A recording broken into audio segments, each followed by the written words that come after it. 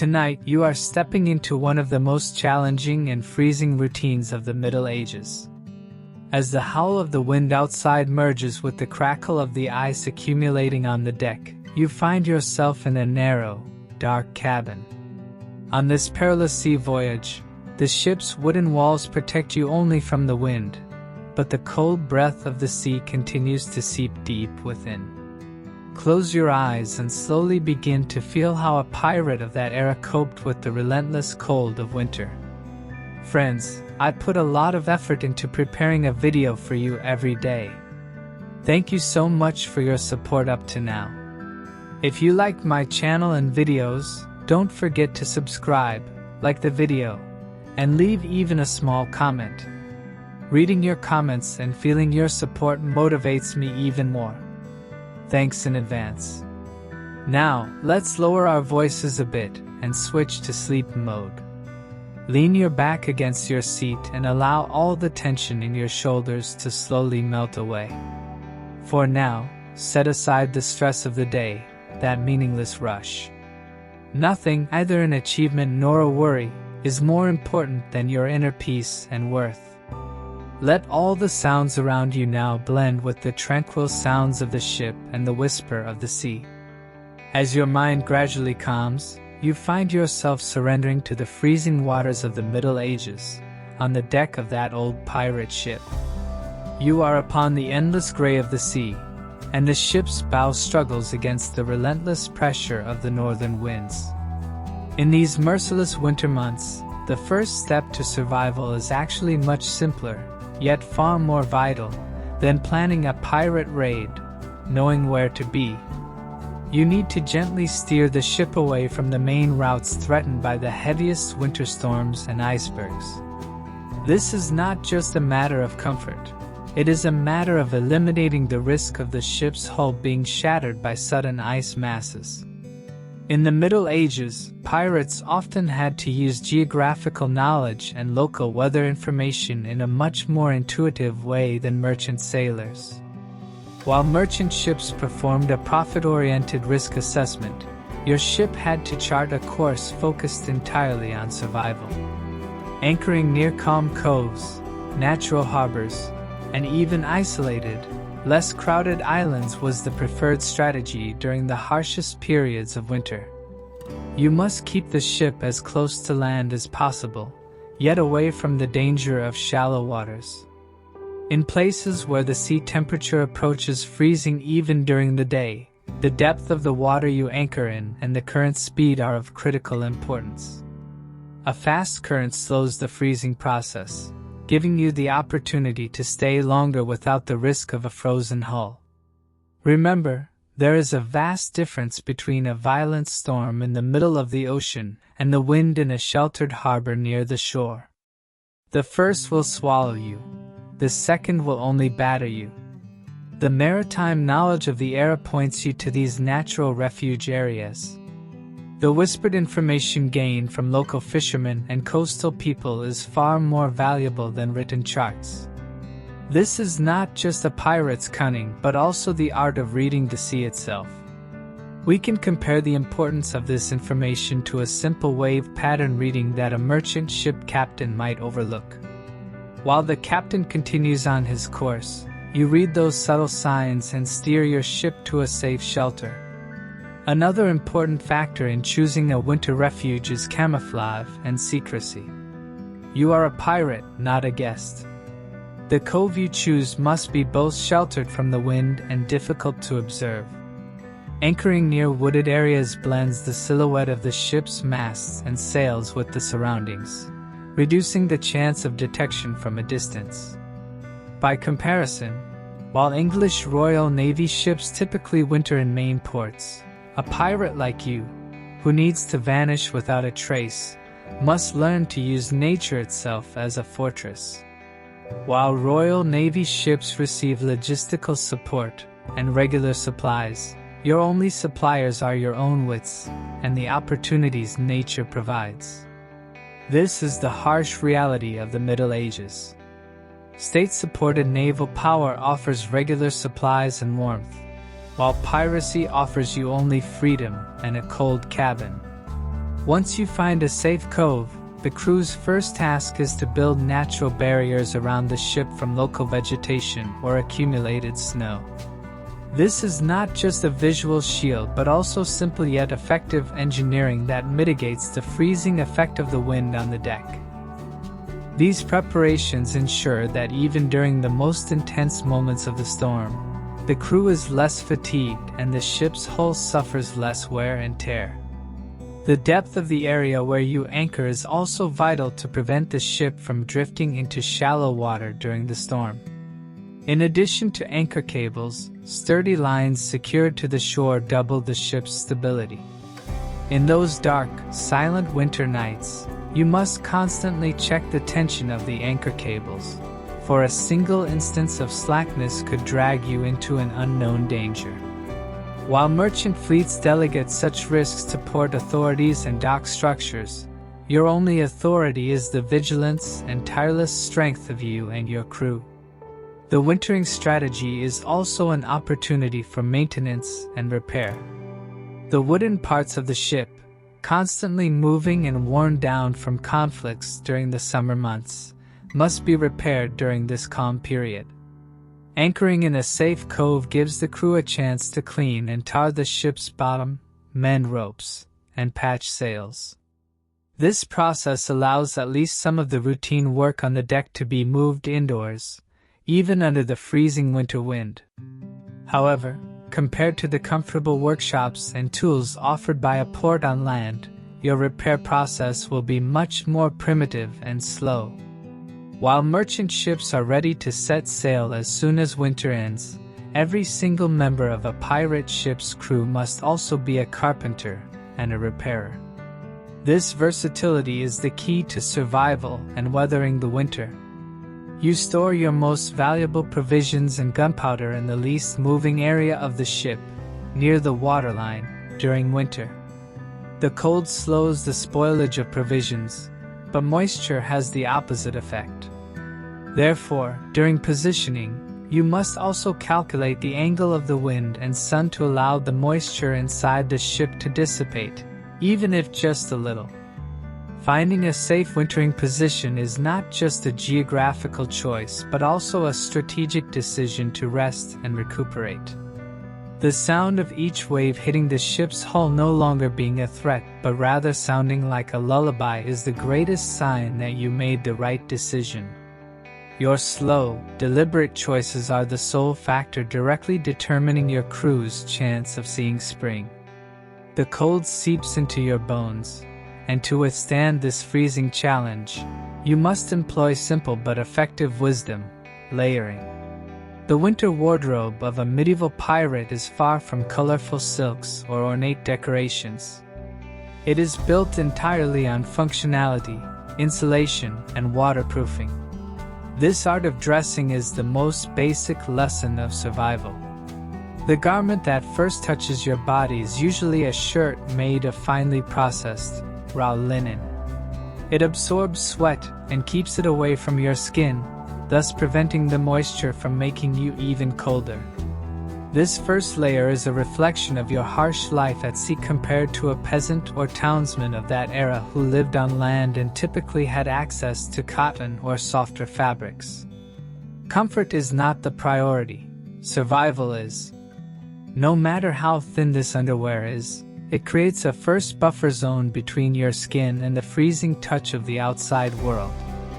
Keeping this layer dry is the key to conserving your energy throughout the day. Over this basic layer come thick woolen garments.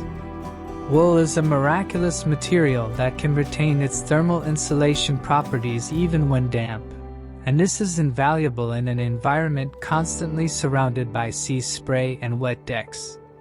Not one, but 2 or 3 layers of woolen vests, shirts, and jackets are worn on top of each other. The air trapped between each layer forms a natural barrier that helps your body retain its own heat. Imagine you are exposed to a freezing wind during a watch on deck to loosen a sail.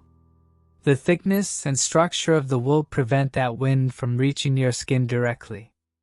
Every layer you wear is a tool to trap the heat your body slowly emits. These wools are often coarse and itchy, but you must endure this discomfort for warmth. However, these woolen garments also have a disadvantage. As they get heavier, they restrict your mobility, and when wet, they can hold tons of water. This stands in sharp contrast to the uniform of a winter soldier on land. While the soldier on land has the luxury of staying dry, you risk being soaking wet at any moment. For you, wool is both a drying shield and a potential source of weight and danger. Therefore, the art of layering wool requires finding a balance that does not prevent you from moving. Too many layers could make climbing the ropes during a storm impossible. Hence, it is critical that each garment both keeps you warm and provides flexibility. The outermost layer usually consists of oiled leather or coarse, densely woven fabrics treated with tar. Leather, especially thick hides obtained from marine animals, is the most effective material at preventing water and wind from seeping in. This outer layer acts as a kind of primitive waterproof layer. Imagine when a wave crashes against the ship's side. This is the last line of defense stopping that salty, freezing water from getting inside. This oiled leather layer offers you far more security than the elegant cloak of a nobleman on land. His cloak is merely for show, yours saves lives. You know that every piece of leather obtained is an investment that will keep you alive throughout a winter season at sea. That harsh, salty smell of the leather is a signature of the winter months and the hardship at sea. This practical and purposeful style of clothing cannot even be compared to the finely crafted garments produced by urban artisans of the era. Your clothes have been tested and approved not in a workshop, but in the ruthless laboratory of the sea. Layering involves protecting not just the torso, but also the hands, feet, and head. You typically insulate your head with 2 layers, a woolen cap and a hood pulled over it. Your hands must be protected with thick, oiled leather gloves lined with wool inside. However, since these gloves require constant removal and putting back on for intricate rope work, they leave your hands exposed to momentary attacks of cold. The art of winter survival requires not only keeping warm but also maintaining constant mobility and functionality. Your clothing is not just an outfit. It is your survival tool, your armor. A dark medieval winter night. You take a deep breath in the ship's narrow cabins and feel that damp, sharp, cold air in your lungs. On a ship, warming up is not just a matter of comfort. It is a constant art of balancing between the risks of fire and suffocation. Lighting an uncontrolled fire in the main ship's hull is like committing suicide inside a wooden coffin. A ship filled with dry wood, tar, and gunpowder residue can turn into hell with a single spark.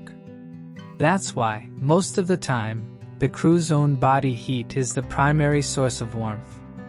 However, the most common method used to provide controlled heat, even at around 1 degree, involves large metal barrels filled with sand, located in the ship's kitchen area, the galley. The kitchen is the ship's most isolated area, lined with stone or brick and constantly monitored. The wood fire burning here is primarily used for cooking, but the heat it provides as a byproduct meets a large part of the warming needs of the nearby crew. The smell of steam from a hot meal mixing with the smoke of the wood fire is a rare moment of relief in that freezing cold.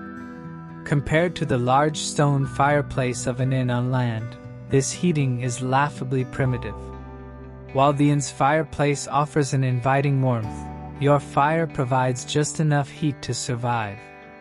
This stove is usually positioned near the center of the ship so that the heat can spread at least a little through the narrow corridors and adjacent cabins. However, venting the smoke and combustion gases from this stove is a constant problem. Ventilation in medieval ships is too primitive to be compared to today's systems. While some of the smoke is expelled through a chimney, a significant portion leaks into the lower deck, increasing the risk of carbon monoxide poisoning. Therefore, the watch crew must constantly monitor not only the fire risk but also whether any crew members are showing signs of suffocation. This situation shows that even during sleep, there is no luxury of complete rest. Alternatively, iron buckets or thick earthenware pots are used to meet the crew's heating needs. These containers are filled with embers from the kitchen fire and carefully carried to the parts of the ship most in need, for example, near the crew waiting for their watch change. This provides an instant, localized heat source. However, using these buckets requires constant supervision due to the risk of fire if the ship rocks or they are accidentally knocked over. A slight jolt could cause the embers to spill onto the wooden deck and lead to disaster. A merchant ship, generally having a larger and slower moving structure, might possess a more robust, permanent stove system. Whereas your pirate ship must forego such luxuries to be light and fast. This iron bucket is your personal heater. It is not a luxury. It is a small spark of hope for escape from the freezing cold. For those standing watch under the freezing winter wind, hot stones or salt bags are sometimes used. These stones or salt are heated in the stove and wrapped in woolen cloths, then placed on the chest or foot areas.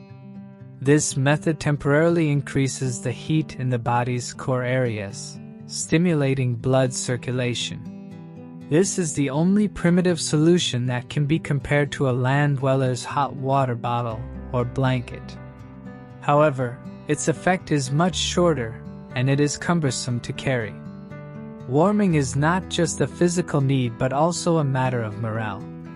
During the gloomy winter days, the crew gathers around the kitchen stove, telling stories, playing cards, or dice games. These social gatherings are moments where warmth comes not only from the fire but also from human connection. The winter survival system stands by the careful application of these risky and primitive solutions. Your task is always to strike a balance to meet the crew's heating needs. Not too hot, not too cold. Just enough balance to survive. Night has fallen, and the cold rising from the depths of the ocean begins to make every wooden part of the ship tremble. Sleeping on a pirate ship in winter is not just about rest, it is a strategic survival effort. The struggle to maintain a sleep routine means fighting not only physical fatigue but also the constant cold, damp, and the hum of the ship. The standard 4-hour watch, 8-hour rest cycle used in normal sea voyages sometimes has to be broken into shorter watch periods under freezing winter conditions because no one can stay effectively awake and functional for 4 hours in the freezing wind. Due to rapidly increasing distraction and fatigue from the cold, this can turn into more frequent cycles, like 2-hour watches and 4-hour rests.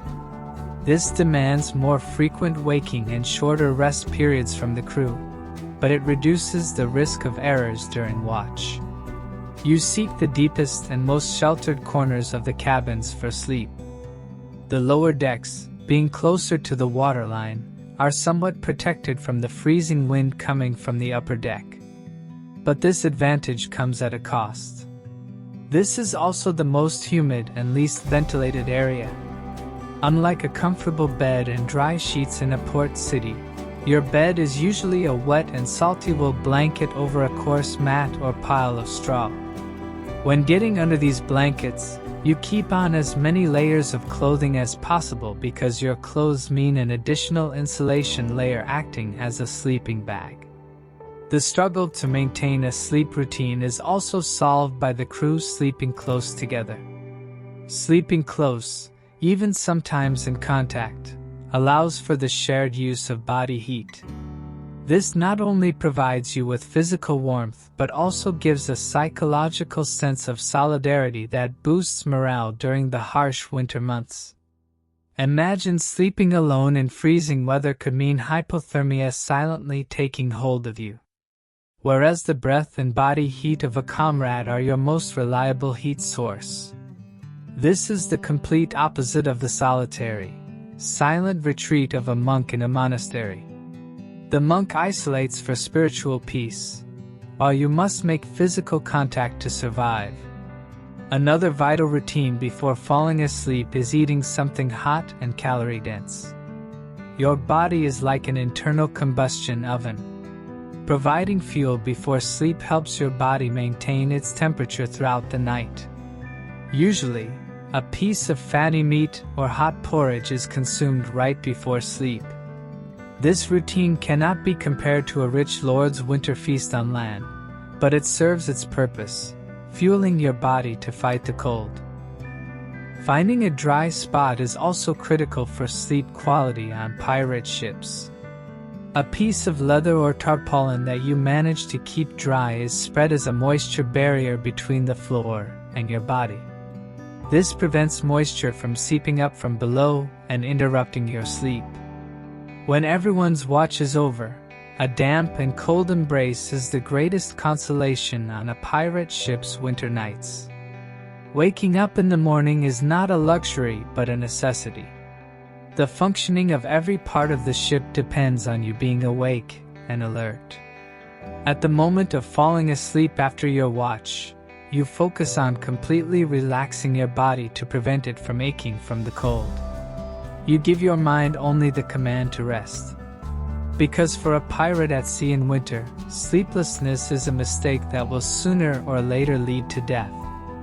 Your sleep is your and the ship's safety.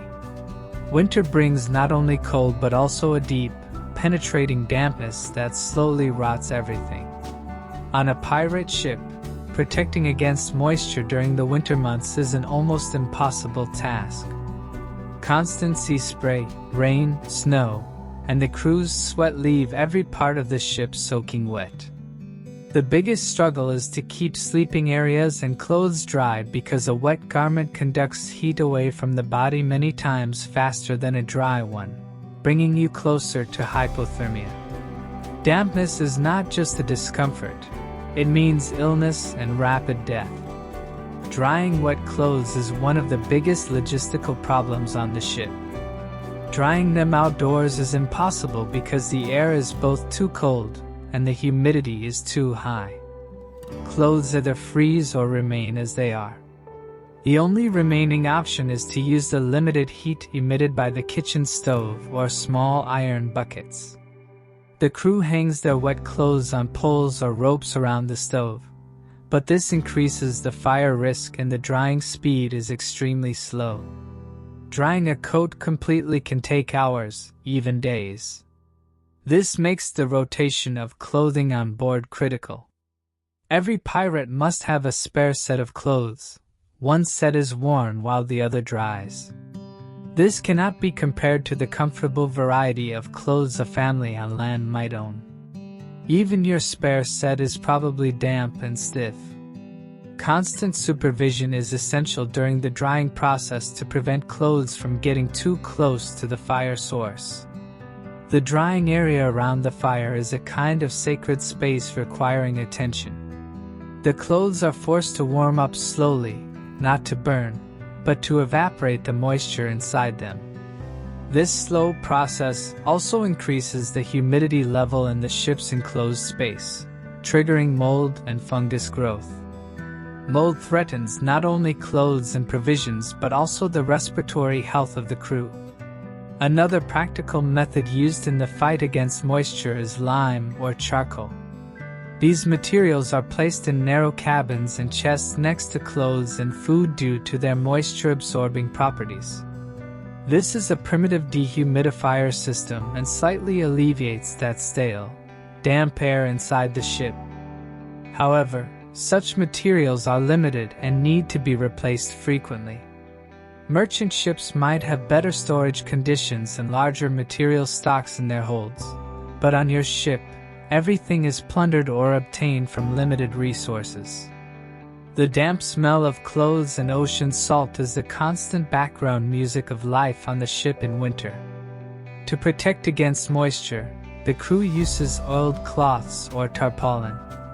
These materials are wrapped over the bed or around chests while sleeping, thus preventing water and moisture from directly seeping into the bed. This simple barrier is vital for staying dry during sleep. A dry day, dry clothes are akin to wealth for medieval pirates. Every night before bed, you check your clothes, set aside the wettest ones, and hope to find at least one dry piece. Your constant struggle with moisture cannot be compared to a simple winter cold experienced by someone on land.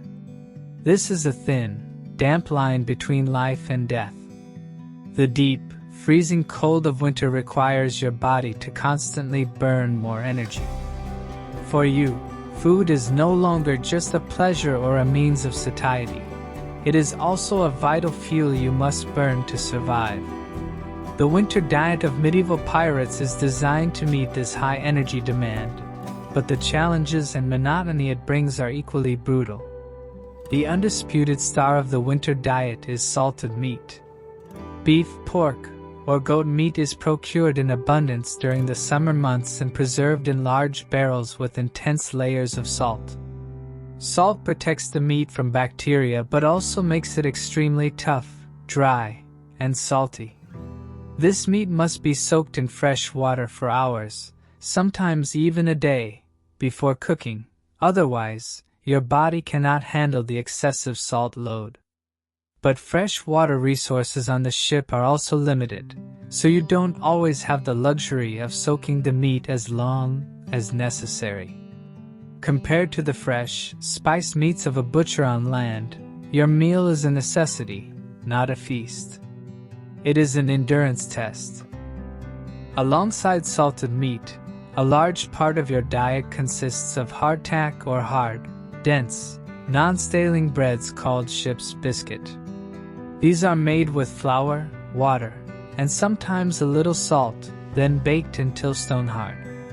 While these biscuits are relatively protected from moisture and insects, they are so hard that you often have to soften them by dipping them in water, soup, or a measure of alcoholic drink to avoid breaking your teeth.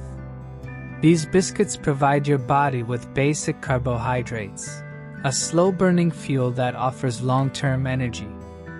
Fat is invaluable in the winter diet. You seek high-calorie energy sources that will help your body constantly produce heat. This fat can sometimes be in the form of fat residue from salted meat, fish oil, or cheap butter. Fat not only provides calories but also helps your body build an insulation layer just under the skin against the harsh cold. Finding fresh fruit and vegetables in the winter months is nearly impossible.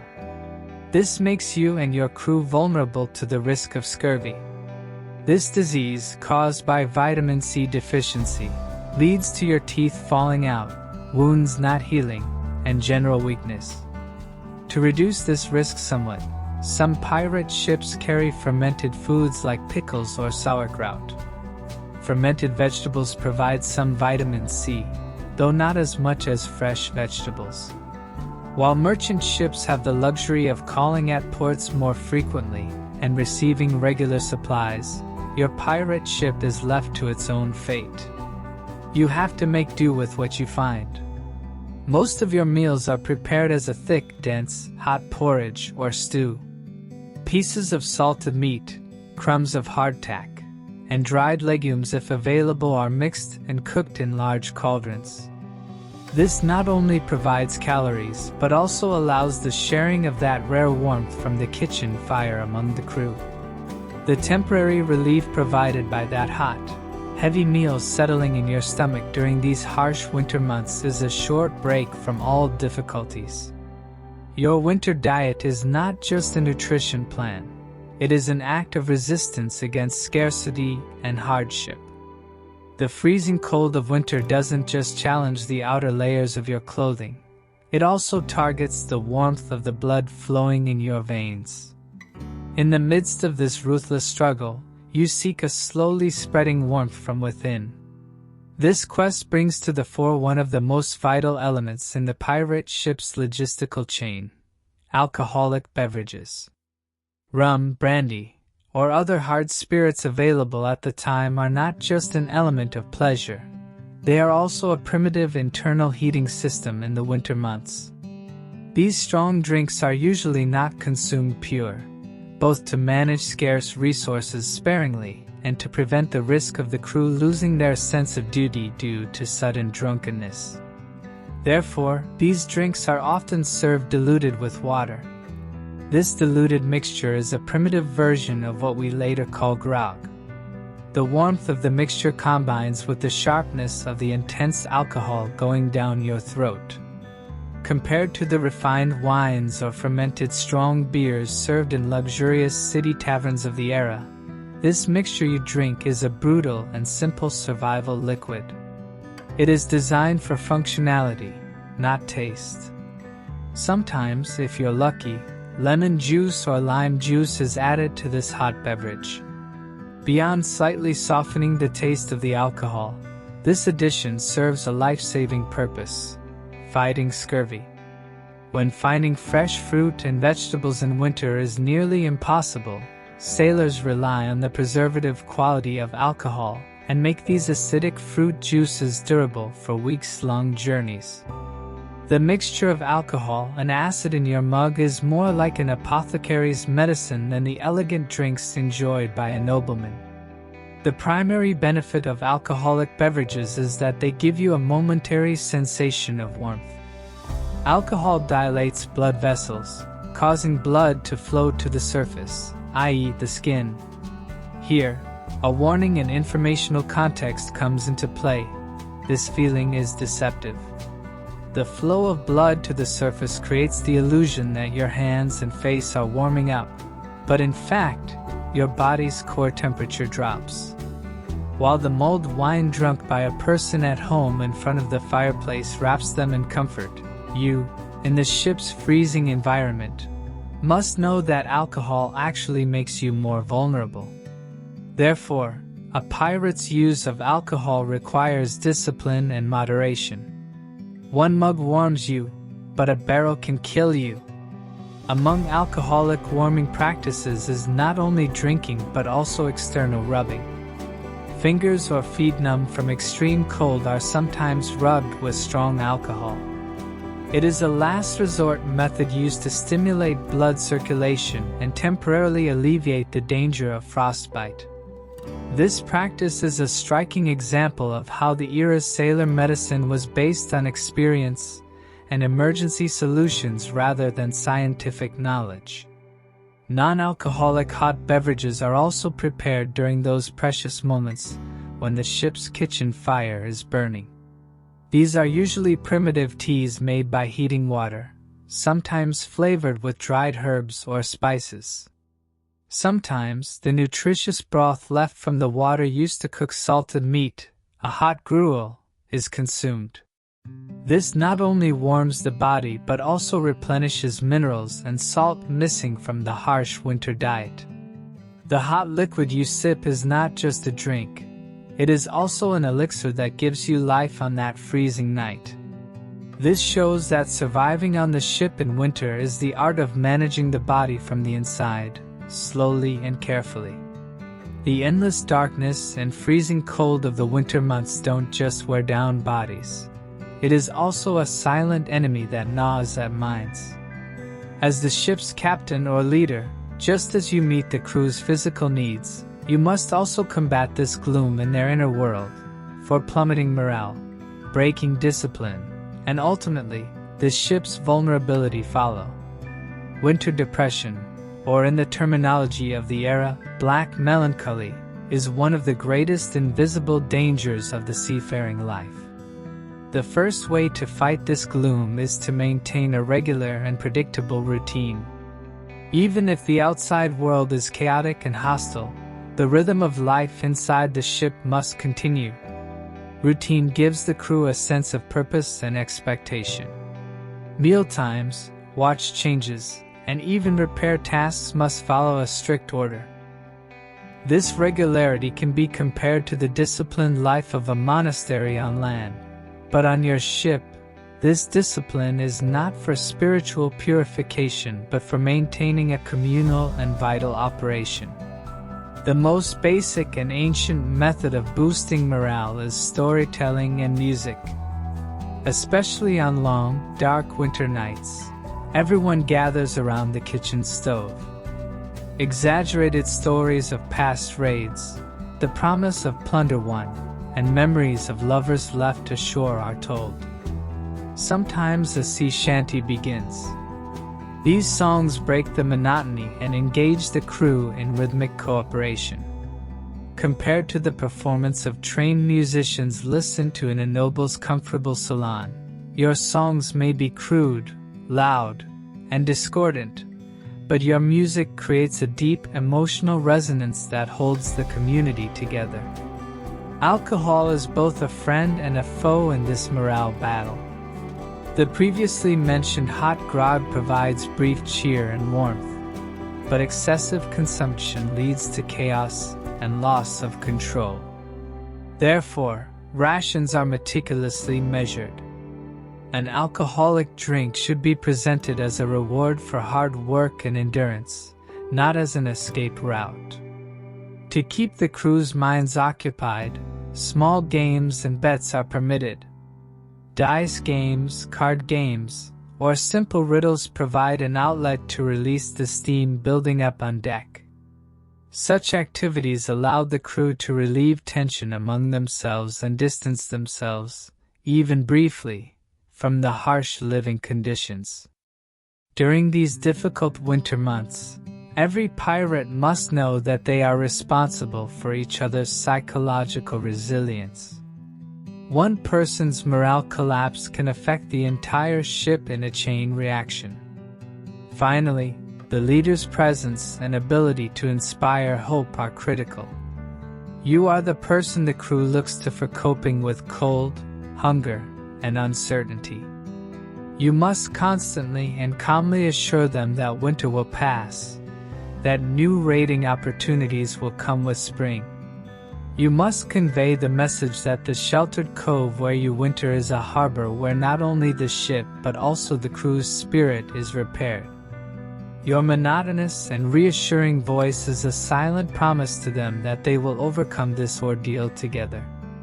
This period tests not only your seamanship skills but also your human management and psychological resilience skills to the utmost. One of the most brutal costs of life on a ship in winter is the permanent damage the cold and constant dampness inflict on your body.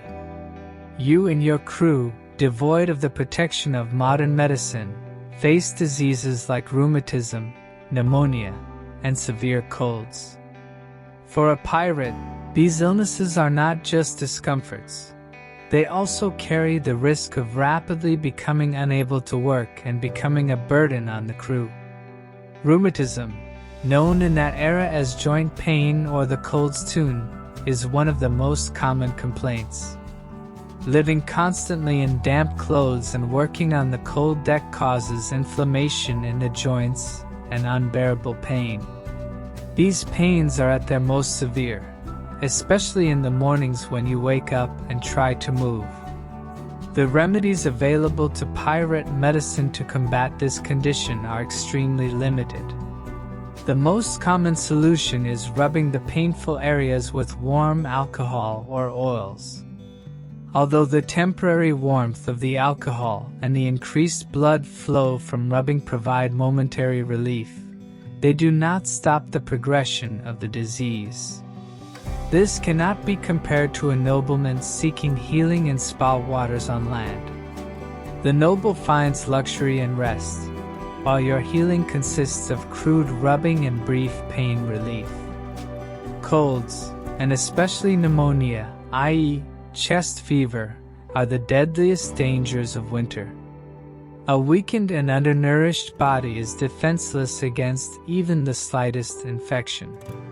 If a crew member contracts pneumonia, the ship's narrow, damp cabins provide an ideal environment for the disease to spread rapidly to others. In this case, the methods applied are brutal but necessary. The sick person is tried to be isolated as much as possible. They are given the warmest drinks and most nutritious food available. To alleviate the cough, honey, herbs, and sometimes primitive painkillers of the era like cannabis oil are used. In this period without modern medicine, the patient's recovery depends entirely on their body's resistance and the scarce resources you can allocate for your crew. Other serious conditions caused by the cold are frostbite and cold burns.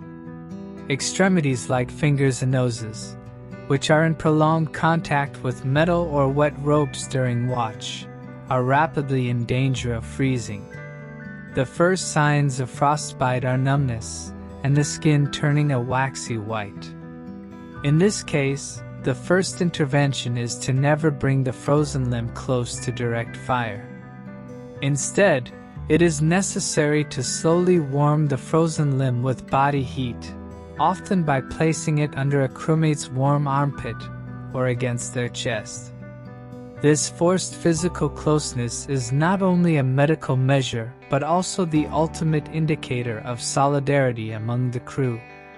In disease control, the most effective measure is prevention. This means ensuring the crew stays as dry as possible, guaranteeing sufficient calorie intake, and providing hot drinks, especially during watch changes, to allow them to warm up quickly. As a captain, you must know that these health issues on the ship are not just a medical problem but also a direct threat to your discipline and operational capacity. Every sick crew member is a loss that increases the ship's burden and reduces its combat power. Surviving these winter months is possible not only by avoiding external threats but also by constantly keeping these insidious enemies within your body under control.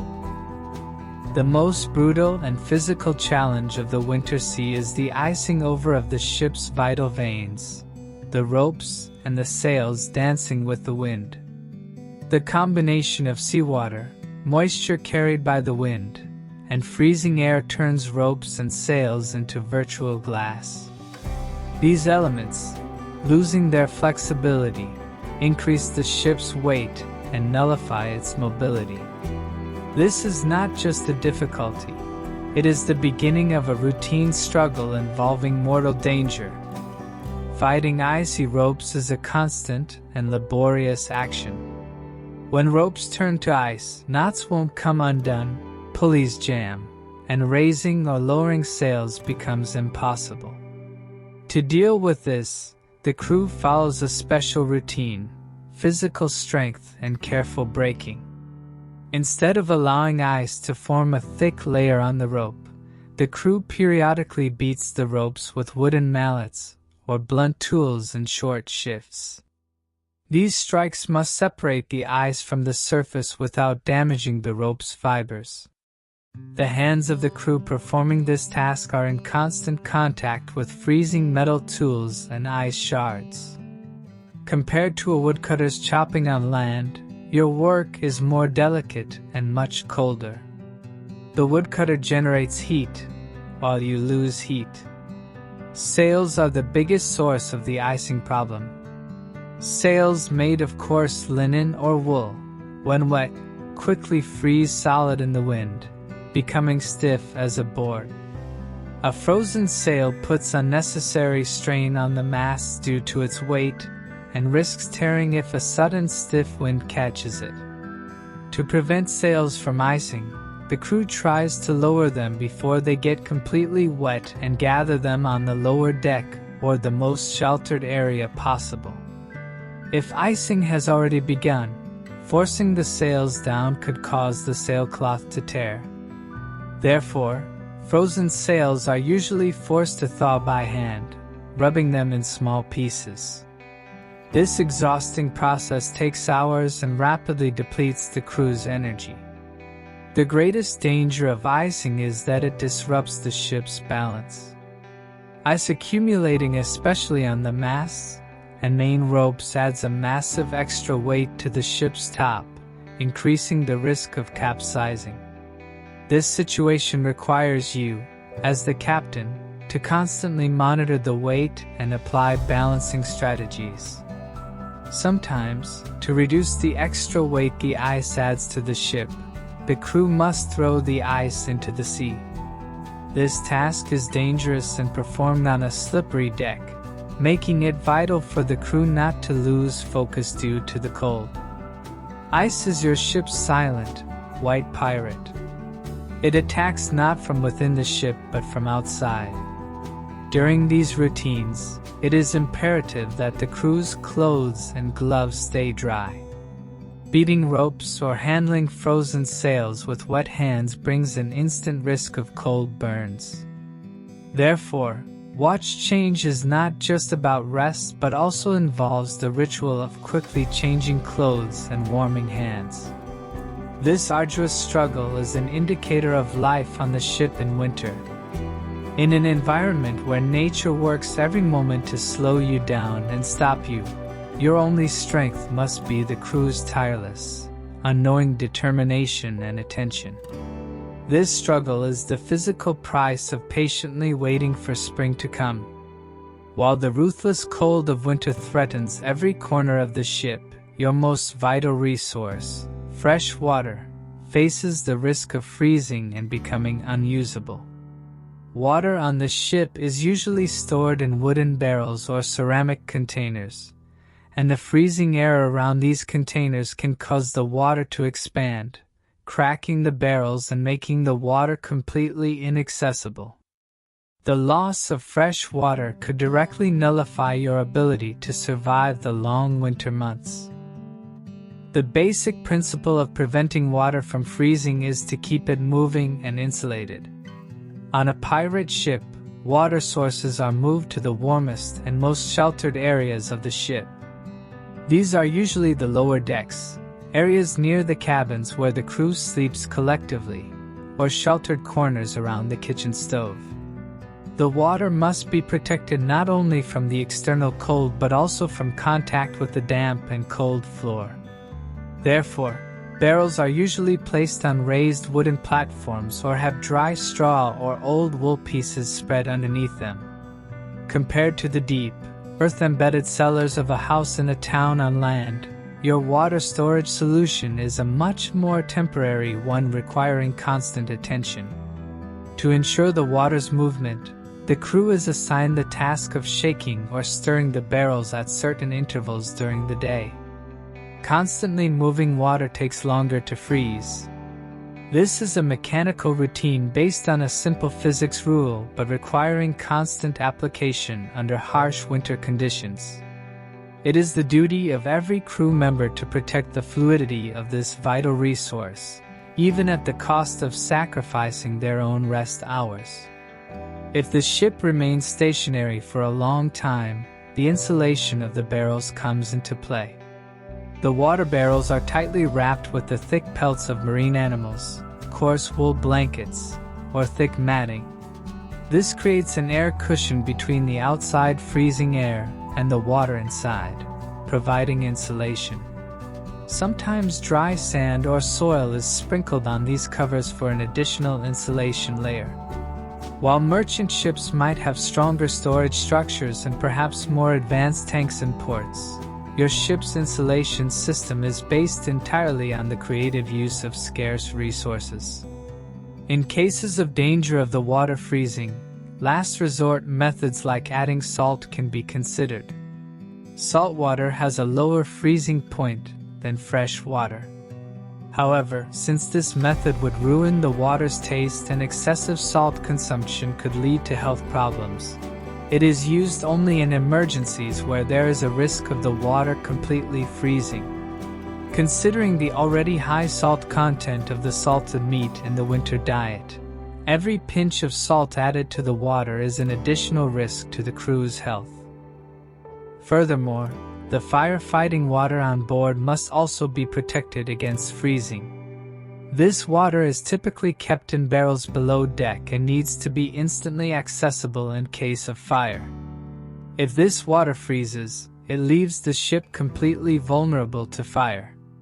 Similar insulation methods are applied around these barrels, and since this water is less of a priority than drinking water, sometimes when freezing begins, it has to be broken up with crude shovels or hammers. The struggle to protect fresh water sources is one of the greatest concerns of life on the ship in winter. Every drop is vital for making it to the next day. Your tireless vigilance is the strongest shield preventing the crew from dying of thirst. In the endless cold of winter, the ship's wooden hull is the only thin barrier between you and the outside world. Pirate cabins are far from the spacious, airy rooms of a nobleman's mansion. They are narrow, cramped shelters designed purely for survival. However, this crampedness turns into an unexpected advantage during the winter months. The narrow living spaces allow you and your crew to heat the interior using much less heat energy than a larger area would require. Body heat quickly accumulates in this small, enclosed space around you. The heat emitted by several crew members sleeping side by side, even stacked on top of each other, becomes a more reliable and constant heat source than the limited supply from a wood fire. This situation can be compared to the protection offered by the thick stone walls of an isolated medieval castle, but you must achieve this protection through human density and close contact. The insulation of the cabins is achieved with simple and primitive materials. Windows, even small portholes, are often blocked with thick oiled cloths, coarse leather pieces, or wooden planks to keep out the winter wind. This prevents light from entering and makes the cabin darker and gloomier, but it significantly reduces heat loss. For insulating the walls from the inside, old captured sailcloth, wool blankets, or thick straw mats are sometimes used. These layers slow down the direct seepage of moisture and cold from the wooden walls into the interior. The narrow structure of pirate cabins also makes it easier to use personal belongings as insulation material. Chests, barrels, and even sacks of plunder are stacked near the outer walls, creating an additional barrier that prevents the wind from penetrating inside. You choose your sleeping area where cold drafts are least prevalent, usually on the lower decks, closest to the ship's center. While the area just under the deck absorbs the cold of the sea, the collective heat of the crew constantly battles this cold. Another advantage of these cramped spaces is the opportunity for quick and easy refuge. During a storm or when returning from a cold watch, you can quickly take shelter in your cabin and begin to regain your body heat. This conserves precious heat energy that would be lost in the vast, empty spaces of a large merchant ship. However, this advantage brings an inevitable challenge: lack of ventilation. The narrow, enclosed spaces cause moisture and the carbon dioxide from the crew's breath to accumulate. This makes the air stale, heavy, and saturated with moisture, which lowers sleep quality and increases the risk of illness.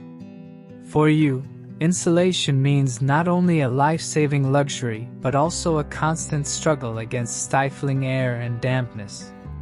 In conclusion, the simplicity and cramped nature of pirate cabins are the fundamental architecture of survival during the winter months. You sacrifice comfort to maximize collective heat and primitive insulation. This is a summary of life on the ship in winter. There are no great luxuries. There is only the collective and creative fulfillment of basic needs. The most terrifying threat that can be encountered at sea in winter, even more dreadful than the freezing cold, is the severe winter storm. In those moments when the sky takes on a leaden heaviness and the wind begins to howl, you must act swiftly and methodically to protect your ship and your crew. Storm preparation is a meticulous routine entirely focused on increasing the ship's resilience and securing everything inside it. The first step of preparation is taking in the sails. The wind's force can instantly shred frozen sails or apply enough pressure to tear the masts from their mounts. Therefore, as a storm approaches, the largest and most delicate sails are quickly lowered and moved below deck or to the most sheltered areas. Only a small, sturdy sail, just enough to be steered by the storm, a storm sail, is left rigged, or sailing completely without sails is preferred. Ropes are tightly fastened or coiled to minimize chafing and prevent the wind from causing them to thrash. While a merchant ship aims to preserve its sails and protect its vessel from damage, your pirate ship also aims to maintain its secrecy. Avoiding detection, even during a storm, is essential. Securing everything inside the ship is a vital necessity. The violent rocking of the storm turns any loosely left object into a weapon. Large water and provision barrels, cannonballs, even the crew's personal chests are tightly lashed to the ship's hull. Weapons and gunpowder are stored safely in waterproof barrels. The crew's sleeping areas on the lower deck are checked. Everyone must find a place where they can secure themselves against the rocking. For you, these measures not only ensure the safety of lives and property, but are also the guarantee of being able to resume operations quickly after the storm passes. One of the greatest dangers during a storm is collision with other ships. In winter storms where visibility drops to almost zero, the proximity of another ship might go unnoticed. Since your ship is a pirate vessel that often travels in darkness, you avoid showing any lights even during the storm to maintain this advantage of invisibility. However, this drastically increases the risk of collision. If there is no safe harbor to take shelter in, the ship must be steered at a controllable speed in the direction where the storm is least dangerous. This often means running with the waves. Fighting against the waves unnecessarily strains the ship's structure. Another precaution taken against collision is the distribution of ship personnel to emergency response positions. Carpenters stand ready on the lower decks to repair any leaks instantly. A portion of the crew stands watch at the pumps to bail out water if it starts flooding the ship. Everyone must know their own duty clearly, even amidst the noise and chaos brought by the storm. While townspeople on land watch the storm from the safety of their homes, you and your crew are in the very heart of this natural force, forced to rely on each other and the wooden strength of the ship to survive. Every breath taken until the storm passes is a small victory won. With the approach of winter months, a vital dilemma emerges before you as a pirate. Should you find a risky shelter in unknown waters, or winter in a relatively safer but dangerous port?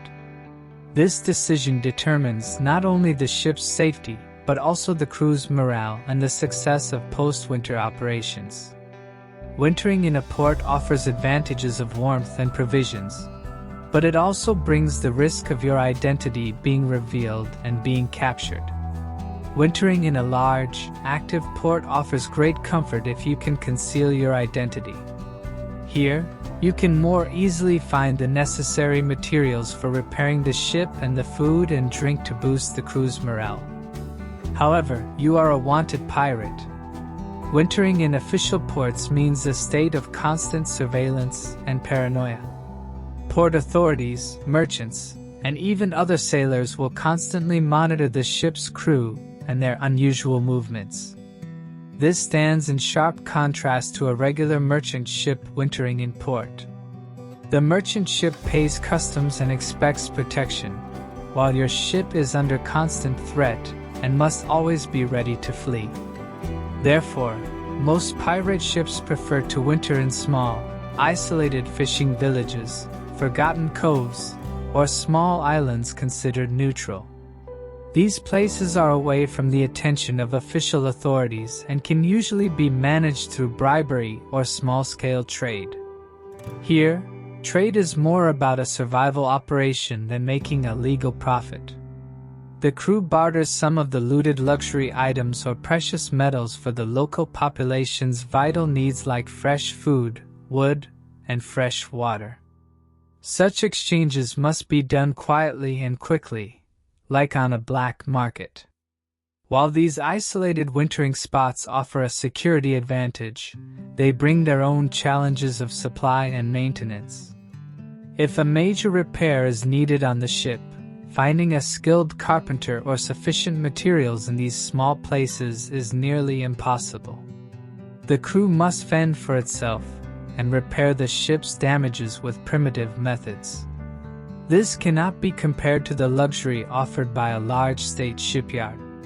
Your repairs are quick and temporary, hoped to last until the next storm. Another critical factor in port selection is the potential for espionage and gathering intelligence. Although the port might be a gloomy place of rest during winter, it can also be a hub for information gathering. Pirates frequent local taverns and inns, collecting valuable whispers about merchant ships' post-winter routes, their protection status, and departure dates from ports. This information determines which ship they will target when spring comes. However, every port is also a nest of betrayal. A crew member's loose talk due to alcohol or fatigue could reveal the ship's location and identity. Therefore, even during wintering in port, discipline and caution must be maintained at the highest level. As the captain, your task is to balance every day spent in port with a state of readiness to depart at a moment's notice. The port offers you respite, but that respite is a trap that could snare your throat at any moment. Your presence in port during winter is an art of fine balance, at the intersection of the search for security and commercial necessity. In the struggle against the freezing, ruthless cold of winter, you must turn to nature's oldest and most effective insulation material, animal pelts and furs. When the warmth provided by wool layers proves insufficient, fur becomes the most valuable and rarest comfort item on the ship. For a pirate, this fur is not a luxury garment. It is the last line of defense against the freezing sea wind. Animal pelts, especially those with thick hides and dense fur, create an excellent barrier against wind and moisture. The thick leather on the outside of the pelt prevents sea spray and wind from penetrating, while the dense layer of wool or hair inside traps the warm air produced by your body. This plays a vital role not only in clothing but also in sleeping areas. When sleeping on the lower deck, laying a dry pelt underneath is an effective method that cuts the bone-chilling cold from the deck. It prevents moisture from seeping up from below, allowing you to stay dry and relatively warm during sleep. The use of fur also reflects the hierarchy on the ship. The highest quality and thickest furs are typically used by the captain and officers. As they stand the longest and most critical watches and command the ship, they deserve the best protection. More common pelts are used in rotation among the crew who stand watch or have to perform the coldest and dampest tasks.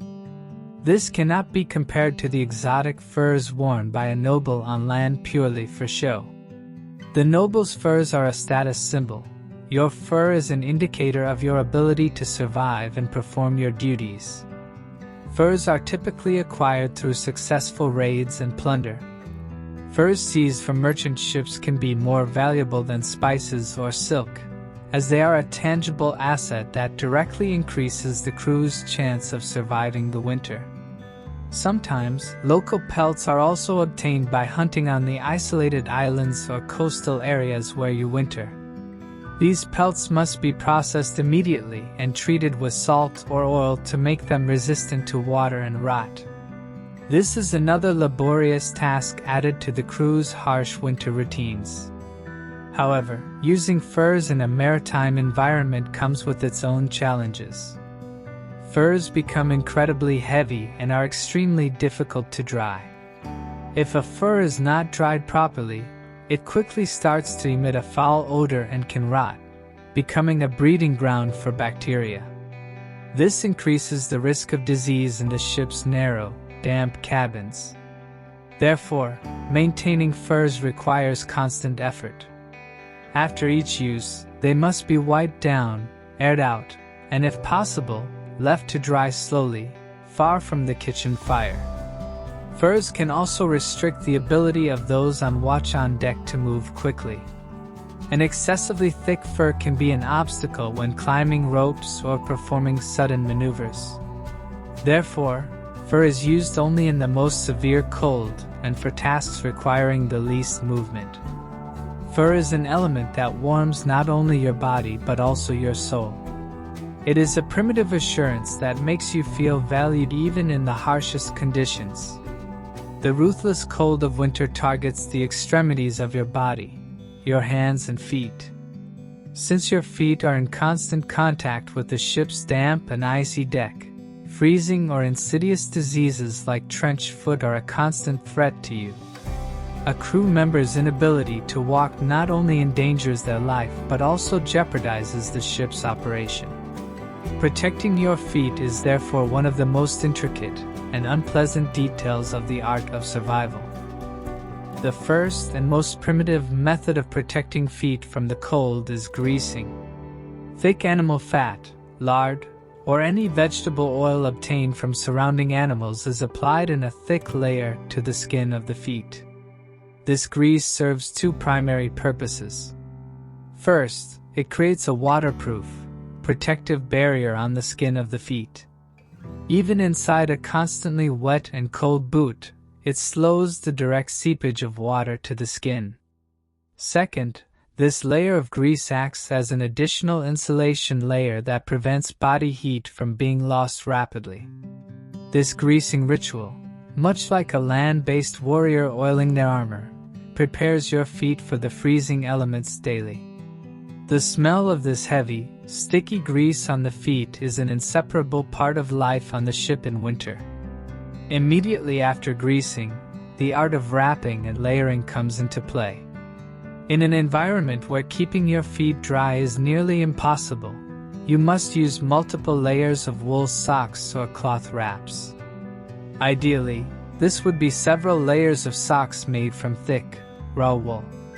But since wool is a scarce resource, strips of discarded fabric, rags, or wraps cut from old sailcloth are often used.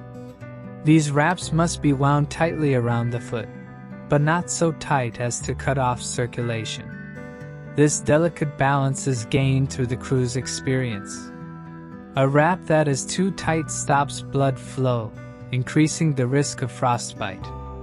A wrap that is too loose traps moisture. To provide additional insulation inside boots, materials like dry straw, pieces of matting, or fine clover are sometimes stuffed inside. These natural materials create an air cushion between the sole of the foot and the cold of the ground and the boot's leather. This cannot be compared to the dryness of a warm, stable floor on land. It is merely a temporary alleviation of the existing hardship. Since the coarse leather of the boots is insufficient against the constant moisture at sea, this internal insulation is critical in blocking the cold from the stiff, wet leather. The most important rule for maintaining foot health is constant inspection. Feet must be checked at every watch change, at every rest opportunity. Wet socks or wraps must be changed at all costs, or at least attempts must be made to dry them as much as possible. Dry wraps are a prize as valuable as gold during this period. If feet remain constantly wet and cold, trench foot develops. In this condition, the feet swell, become numb, and begin to develop sores. When this is noticed, the only remedy is to dry the foot quickly and wrap it in a warm blanket to slowly restore blood circulation. The art of preventing frozen feet is not just about materials. It is also about personal discipline. Despite your fatigue, you must stay awake to change your socks and rub your feet. Every crew member is the guardian of their own feet. Because if a crewman's leg freezes in winter, that leg can be lost, and that is a loss for the entire ship. These laborious routines are your only guarantee of reaching the first light of spring with healthy feet. When the deep, seemingly endless days of winter arrive, the ship's frantic, wind-chasing rhythm of the summer months comes to an end. The harsh winter months dictate a compulsory stillness upon you and your crew. The slowing of sailing routines is not just a choice. It is a carefully planned strategy dictated by nature and the requirements of survival. The ship's speed now represents safety, not profit. The most fundamental reason for this slowdown is the power of the elements. The ice-covered ropes and sails mentioned in previous sections make any maneuver both exhausting and dangerous. Your ability to raise or lower sails quickly is sharply reduced. Every movement carries the potential risk of a frozen rope snapping and injuring a crew member. Therefore, the ship moves only when necessary, and with the safest, smallest sails. This restriction reduces the ship's cruising speed far below its average summer speed. This is different from a courier galloping his horse at full speed on land. The courier risks speed, while you must protect your ship from the slightest jolt. The slowdown in sailing is also a strategic necessity. Winter is a season when trade routes also slow down. The merchant ships you target have either taken shelter in ports or chosen the slowest, most protected routes. Hunting during this period of bad weather and low visibility is both inefficient and an unnecessary risk. Your ship uses this slowdown to focus on invisibility and camouflage. The low visibility brought by the storm also means your trail is lost. When sailing slows, the ship's silhouette becomes less noticeable. This is an invaluable advantage for avoiding Royal Navy ships or coastal lookouts. In the slowed sailing routine, watch durations are readjusted. Because the freezing cold and damp reduce the crew's endurance, watches are shorter and more frequent. This reduces the risk of errors from a tired crew. While the ship moves slowly, the majority of the crew is directed to rest and focus on internal repairs on the lower decks. This is a radical departure from the constantly moving ship routine of summer. Now, patience and endurance are the most important virtues, not seamanship skills.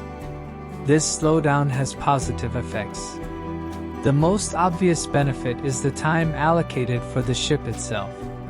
The ship's hull, ropes, and masts, worn down during the summer's raids, maneuvers, and conflicts, can undergo detailed maintenance during this period of stillness. Leaks on the lower decks are repaired, sails are patched, and rust is cleaned. You use this slow rhythm to enter spring with a repaired, rested, and ready-to-operate ship. However, the negative effects of the slowdown cannot be ignored. Constant inactivity and lack of action can quickly lower the crew's morale. Boredom accumulating in narrow, confined living spaces can rapidly turn into winter depression and intra-crew friction. The crew's combat and seamanship skills can atrophy due to prolonged inactivity. Your role as captain is to transform this period of slowdown into a period of active rest and training, rather than passive waiting. Small exercises, constant cleaning duties, and storytelling sessions are used to alleviate the mental repercussions of this stagnation. In the end, the slowing of sailing routines in the winter months is a compulsory agreement with nature. You sacrifice speed to purchase safety and the ship's longevity. Your calm and slow sailing strategy summarizes the fundamental principle of life on the ship in winter. Survival is not about being the fastest, but about being the most patient and the best prepared. During the freezing winter months, the ship's wooden and damp hull cannot offer you permanent and secure warmth. In the middle of that vast ocean, to meet your heating needs, you must turn to primitive but effective localized heat sources. These sources are small stoves and iron buckets, carefully set up amidst the risks of fire and smoke on the ship. The legal and safest heat source on the ship is the ship's kitchen, or galley. This is usually the only area insulated from the ship's wooden structure, surrounded by stone, brick, or metal plates filled with sand. The kitchen stove is primarily used for cooking, but the heat it radiates during combustion is the primary heating source for the cabins closest to the ship's center. Compared to a stone fireplace in a house on land, this stove is almost a joke. While the fireplace heats the entire room, your stove only heats its immediate vicinity and must be constantly fed. Maintaining and supervising the kitchen stove is one of the most critical tasks in winter. When the kitchen fire is insufficient or areas further away, like watch huts, need heating, iron buckets come into play. These buckets are a simple but ingenious solution.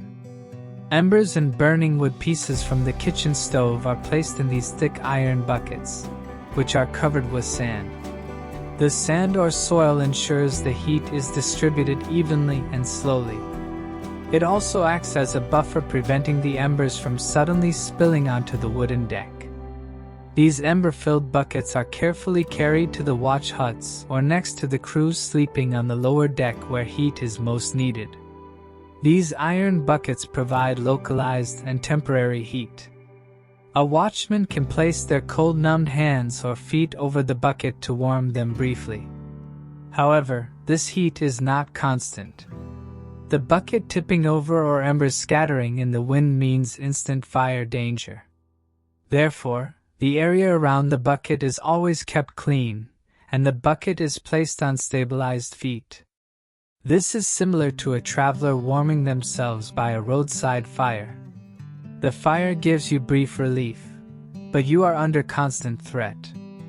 On some pirate ships, especially those wintering closer to shore for longer periods, small portable stoves might be used. These are usually stoves with a primitive combustion system, made from a small iron barrel or thick metal plates. These stoves are fixed to metal or sand-covered floors inside cabins or areas used as workshops. The stovepipe is either vented outside through a lumen or simply extended upwards from the cabin, which causes much of the smoke to remain inside the cabin. Using these heaters brings a constant risk of smoke and poisoning. Without a completely insulated chimney system, the carbon monoxide from burning wood and coal quickly pollutes the air in the cabins. Therefore, areas where these heaters are used must be constantly monitored, and the crew must periodically get fresh air. While a modern ship's central heating system offers quiet, clean warmth, your winter heating system is noisy, smoky, and carries deadly risks. Your ability to manage these primitive heat sources determines not only the crew's comfort but also their direct survival. Every warm breath is a small victory won against the risk of fire. During the endless dark and cold hours of winter, when the ship's limited heating systems prove inadequate, the most reliable and primitive method of survival comes into play: the heat of the human body. The practice of sharing body heat among pirates is not just an act of solidarity.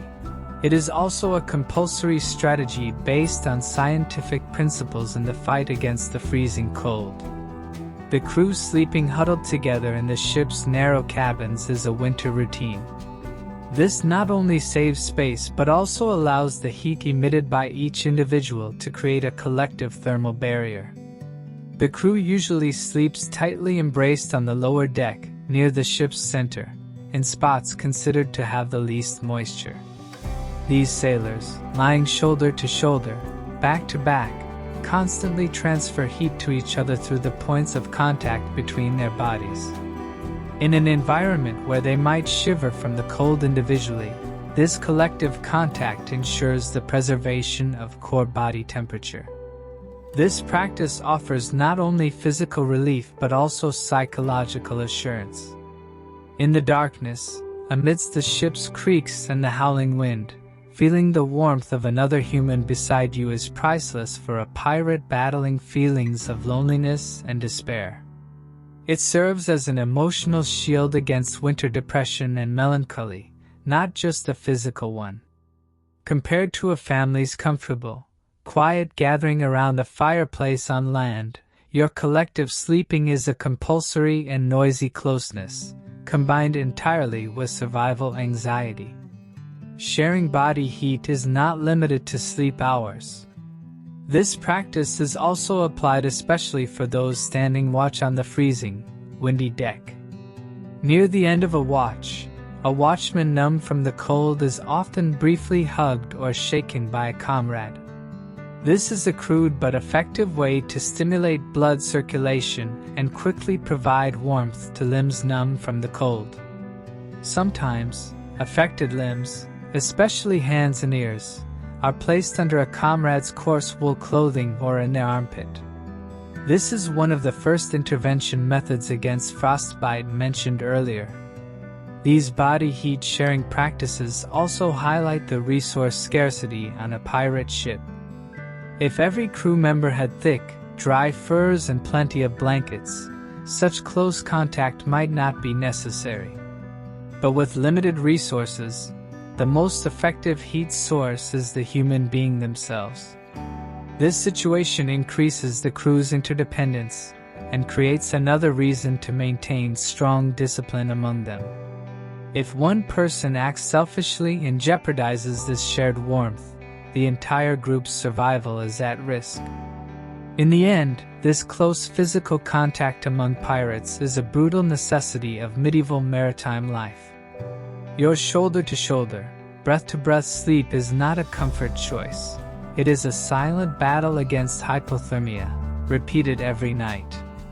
You and your crew will only survive this harsh winter through your solidarity and this primitive, vital warmth you provide each other. During the harsh winter months, the ship is often sheltered in a port or anchored in a protected cove for months.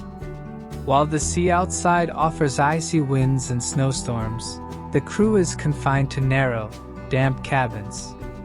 This state of compulsory isolation reveals an enemy more dangerous than the physical cold, winter depression, and boredom. Your role, not just as a captain but as a leader preserving the crew's psychological health, is to transform this stagnation into a period of strategic entertainment and learning. The most effective way to maintain crew morale and prevent potential conflicts during this period of confinement is through strategic games and bets. Games occupy the crew's minds, dissipate tension, and also keep them alert by creating a mild competitive environment. The most popular games are usually dice and card games, which have simple rules but require deep strategy. Dice are often made from bone or wood pieces easily found in the ship's inventory. Cards can be a rare and valuable prize. The real importance of these games is the element of betting.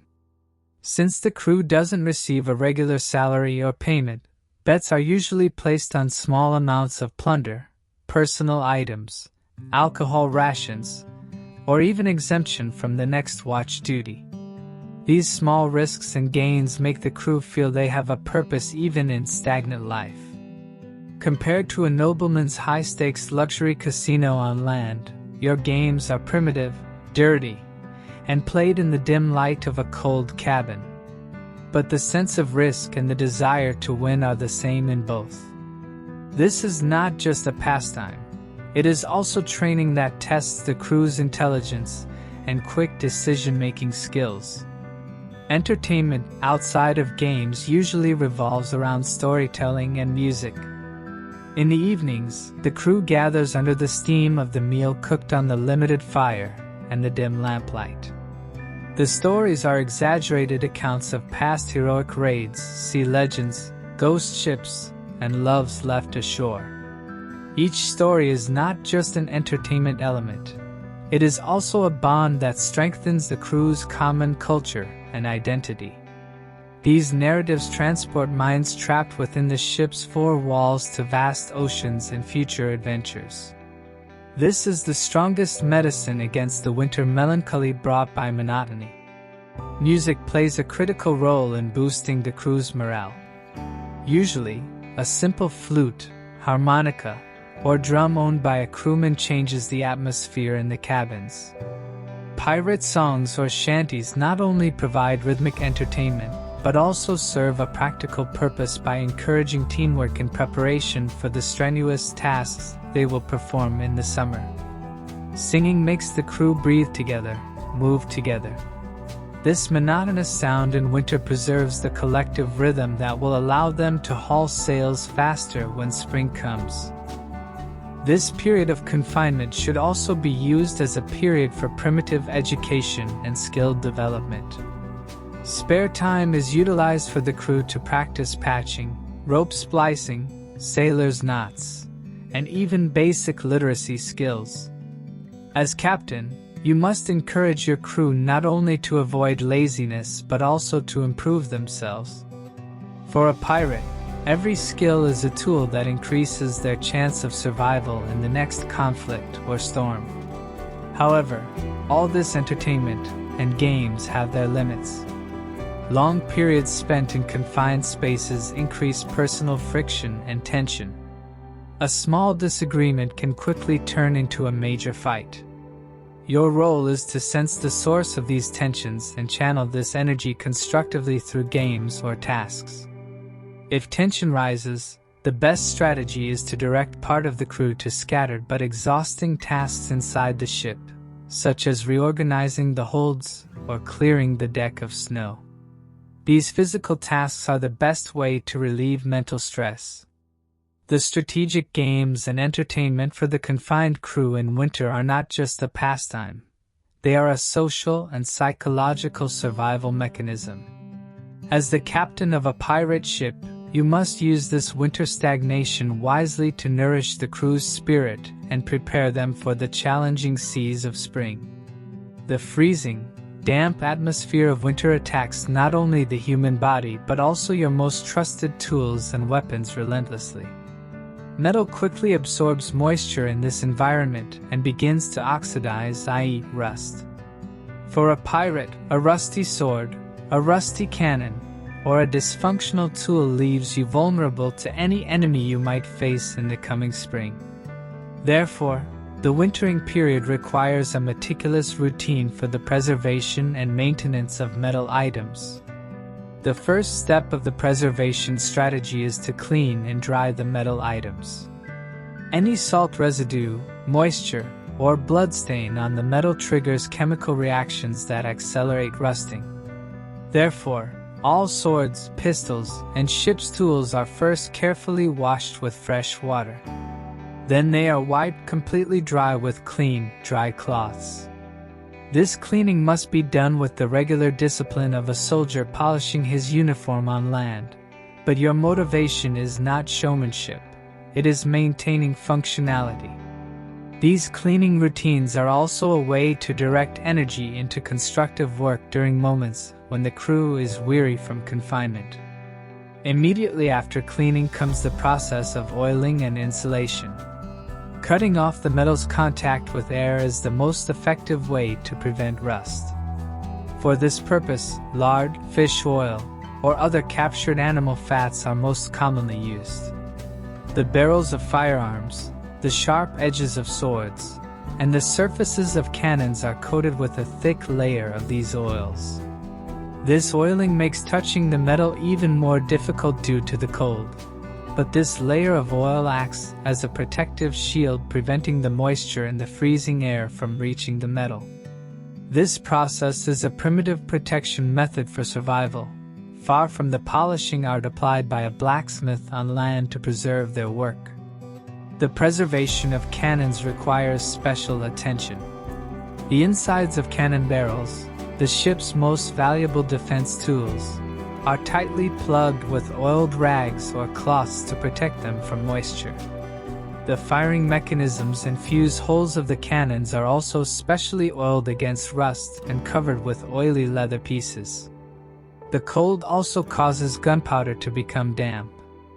Therefore, gunpowder is kept in airtight barrels surrounded by moisture-absorbing materials, sometimes lime or wood ash, in the driest and most isolated part of the ship. This is not just about protecting the weapons, it is also about guaranteeing firepower in a potential engagement.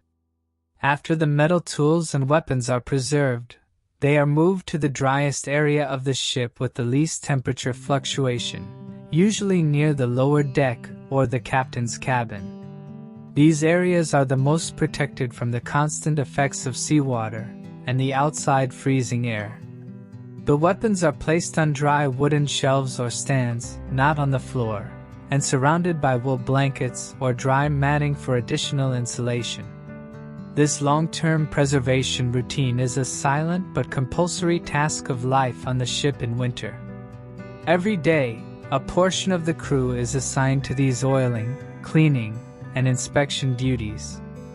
Your role is to maintain discipline even within this monotony and constantly remind the crew how important this effort is for the success they will achieve in spring. The battle against rust is actually a reflection of your crew's determination to survive. During the winter months, the ship's holds transform from mere storage spaces for provisions and plunder. They become a delicate ecosystem that must be protected from cold and moisture. Maintaining the temperature and moisture balance inside the hold is vital to prevent food from spoiling, gunpowder from dampening, and other critical materials from being damaged throughout the winter. Therefore, the way the hold is stowed is part of the cold protection strategy. The first principle of the stowage strategy is to place the most sensitive and valuable items in the most isolated areas, near the ship's center and below the waterline. The warmest part of the ship is the center, protected from the outer walls and direct contact with the floor. Materials most affected by moisture, such as gunpowder, maps, navigation instruments, and dry provisions, are placed in this central area. These items are placed on wooden pallets or piles of dry straw, because the hold's floor will rapidly absorb the freezing cold and moisture from the sea through the ship's outer hull. Materials that serve as insulation are stacked along the walls of the hold and at points where the external cold seeps in the most. These are usually large, heavy barrels, salted meat casks, or compressed bales of coarse wool. These materials create a thermal barrier between the outer perimeter of the hold and the sensitive items inside. The density of the barrels and the insulating ability of the wool slow down the penetration of cold air and moisture from the outside. While a land-based warehouseman's stowage logic focuses solely on efficient use of space, your stowage must also provide insulation and thermal protection. The barrels and crates used for storing provisions not only protect their contents but must also ensure the stillness of the air inside the hold. Since constant airflow would lower the temperature, avoiding air gaps between materials is essential. Everything is compressed as much as possible to trap heat. However, during this compression, slight ventilation necessary to prevent food spoilage must also be provided. This is achieved by carefully opening and quickly closing the hold hatches at short intervals. This process allows dry air to enter and moist air to exit. This is a critical balance in winter life on the ship. Another major danger that can arise in the hold during wintering is rodents. Rats and mice seeking shelter from the cold can damage both provisions and the ship's wooden structure. During stowage, materials with strong odors, like herbs or dry tobacco, are placed around food barrels and sacks to keep rodents away. This is not just a matter of hygiene but also of preserving winter provisions. As captain, you must implement a routine of constantly monitoring the hold for temperature and moisture. The most reliable members of the crew periodically descend to the deepest corners of the hold. They check the air temperature and moisture level with their senses. This cannot be compared to the laboratory measurements of a land-based scientist. It is a vital intuition gained through a sailor's experience. If excessive cold or dampness is detected in a corner, the stowage must be immediately rearranged, and additional insulation materials added. Protecting the hold from the cold is a silent an exhausting task necessary for the ship to survive the winter. In winter at sea, salt water doesn't just wet your clothes. It is a crystallizing enemy. Constant sea spray and the salt water carried by massive waves cling to your clothes and skin. When it dries, it leaves behind sharp salt crystals. This salt both rapidly erodes fabrics and irritates your skin, paving the way for sores and infections. Combating this dual threat requires a constant routine of hygiene and maintenance in winter life on the ship. Salt on clothing seeps into the fabric fibers, destroying their flexibility and insulation ability. Wool and coarse linen become stiff and brittle under the effect of salt. These salt-stiffened garments rub against the skin, causing irritation and sores. The only way to combat this is to rinse clothes exposed to salt water with fresh water, if possible. But since fresh water is the most limited resource on the ship, this luxury can only be used in the most critical situations or in very small quantities. Most of the time, salted clothes are set aside, hoping for the next clean rainwater from the sea. If rinsing is not possible, the crew tries to scrub the salt from their clothes with a coarse brush or stone. This roughly cleans the salt crystals from the fabric's surface but cannot completely remove the salt that has penetrated deep into the fibers. This harsh brushing routine cannot be compared to a housewife's delicate fabric cleaning on land. Your action is a primitive solution that shortens the fabric's life but increases immediate comfort. The effect of salt water on the skin is much more insidious and dangerous. Salt draws the skin's natural moisture, leading to dryness, cracking, and painful sores. These cracks open a door to infections and, combined with the cold, can turn into stubborn, slow-healing lesions called sea sores. To combat this, pirates often resort to greasing and wrapping methods. The main material used for skin care is, again, oils. Animal fats are thickly applied to the face, hands, and cracked areas to alleviate the dryness caused by salt and create a waterproof barrier on the skin. This oil not only protects the skin but also acts as a shield against the constant abrasion of salt and wind. Thanks to this oily layer, the hands and face suffer relatively less damage. Cracked or wounded areas are covered with clean cloth pieces and oily bandages. The bandage cuts off further contact of the wound with salt water and gives it a chance to heal. This precaution has no relation whatsoever to the treatment of a physician in a sterile environment on land. Your medical care consists of an effort to mimic hygiene with primitive materials. The fight against salt water on the ship in winter is not just a matter of cleanliness. It is also a constant and exhausting ritual. This ritual is the sole guarantee that the crew will reach spring healthy and functional. In the warm and fertile seas of summer, finding eager and adventurous crew members to join your ship is relatively easy.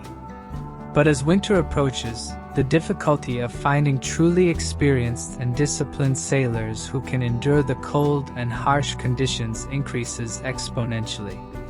Winter crew reinforcement is a critical part of a pirate ship's survival strategy, as this harsh season tolerates no amateurism or weakness.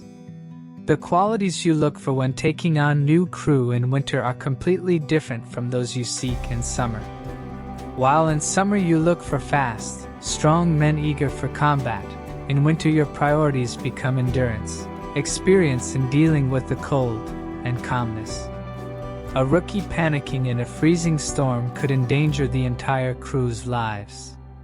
Therefore, you value experienced sailors who have been in northern waters or similar harsh winter seas before. These men know how to read the sound of the wind, the smell of ice, and the slightest signs of an approaching storm. The importance of these experienced sailors becomes evident particularly in the complexity of winter routines. They know the correct method for breaking icy ropes, the safest way to dry damp sails, and even how to share body heat most effectively. This knowledge cannot be learned from written instructions. It is a vital wisdom gained in the ruthless schools of the sea. Their experience cannot be compared to the theoretical knowledge of an apprentice on land. This is a skill requiring entirely practical, instant decisions. Winter reinforcements are usually sought in isolated ports or small settlements where trade slows down in winter. Skilled sailors left unemployed during this period can be persuaded to join your ship with the promise of a warm place and regular, albeit limited, food. For these sailors, the decision to join a pirate ship is a choice to find a purpose and a chance of survival, however difficult, rather than spending the winter hungry and jobless in port. However, you must constantly bear in mind the risk that among these reinforcements there could be spies or individuals prone to betrayal. The presence of experienced sailors also raises the level of training and discipline on the ship. They teach the young and inexperienced crew the art of winter survival, how to use wet wool, how to wrap their feet, and how to keep morale high in difficult times. This mentorship is an important part of life on the ship in winter. Knowledge, like body heat, must be shared to survive. Your role as captain is not only to hire these experienced men but also to ensure their knowledge is disseminated throughout the ship. Winter crew reinforcement also acts as insurance against illness and injury. The cold, damp, and inadequate nutrition rapidly consume the crew and render them unable to work. Having an experienced and healthy reserve force prevents critical tasks from being disrupted and maintains the ship's operational capacity. Every man on the ship in winter is invaluable, but the value of an experienced sailor is heavier than gold. Your ability to bring these men onto your ship is an indicator not only of your preparedness against the winter cold but also of how ready you are for the new adventures that will begin in spring. One of the most insidious and dangerous enemies you face at sea in winter is ice, which grows silently and rapidly. Ice forming on the ship's exterior, especially just above the waterline, on masts, ropes, and the deck, is not just a sign of cold, it is a physical weight problem that directly threatens the ship's balance and survival ability. This icing is a sneaky load added to the ship every hour, a critical danger that could cause the ship to capsize. The first stage of icing begins when sea spray and moisture combine with the freezing wind. The ship's deck, ropes, and masts catch the ocean's salty spray. When the air temperature drops below zero, this water instantly freezes and sticks to the ship's surface as a thin, glassy layer of ice. This layer rapidly thickens as new layers of spray and moisture are continuously added. The ship's superstructures, i.e., the masts and yards, offer the largest surface for ice to adhere to, thus accumulating the greatest weight here. Compared to a land-based structure's struggle with snow load, your struggle is more brutal because while snow melts, ice at sea constantly grows thanks to wind and moisture. The biggest problem created by this icing is the increase in the ship's top weight. The increased weight on the ship's top raises its center of gravity. Normally, a ship's center of gravity should be low so it can quickly regain balance when rocked by waves. But icing disrupts this balance and makes the ship unstable. When a severe storm or a large wave hits, an iced ship struggles to right itself, and the risk of capsizing increases exponentially. This situation requires you, as captain, to constantly monitor and make quick interventions to maintain the ship's stability. The de-icing routine is exhausting and dangerous. The crew must climb to high points like masts and ropes, where icing is most intense, in short shifts. The main tools used for this task are wooden mallets, shovels, or the blunt backs of axes. The goal is to break the thick layers of ice without damaging the ship's wooden structure or the ropes. This ice-breaking operation is performed on surfaces covered in slippery ice, making the risk of falling and tumbling into the sea extremely high. A crew member falling into the freezing water means almost instant death. Therefore, during these tasks, the crew's safety and attention must be kept at the highest level. The broken ice pieces must be immediately thrown from the deck into the sea. Ice fragments accumulating on the deck not only create slipperiness but can also seep into the lower parts of the ship, causing increased moisture and cold in the lower cabins. This constant cleaning and clearing routine is one of the most physically exhausting tasks of life on the ship in winter. Another way to mitigate the icing problem is through route strategy. If possible, the ship should be directed to areas where icing will be less, such as warmer water currents, or where the wind is less intense. Sometimes, in situations where icing cannot be completely prevented, deliberately anchoring the ship next to an ice floe can even be an option. This shelters the ship from the wind while slowing the ice's growth. However, this strategy also carries the risk of the ship getting stuck in the ice. Fighting ice is not just a physical effort, it is also a test of mental endurance. The crew must keep their morale high even after hours of arduous ice-breaking duty. Your role as captain is to constantly remind them that this struggle is only a temporary difficulty, and that every piece of ice broken increases the ship's chance of survival. The ice on the ship's exterior is tangible proof of your pirate ship's tough and merciless struggle in the middle of the ocean in winter. The freezing and stormy winter sea doesn't just challenge the ship's physical structure, it also tests the crew's most basic and vital abilities: communication and sight. In cold weather conditions, sound being swallowed by the wind and the visual field narrowing due to snow and fog greatly endanger the ship's safety and operational capacity. As captain, you must cope with this state of sensory isolation and ensure that critical information is transmitted accurately and timely within the ship.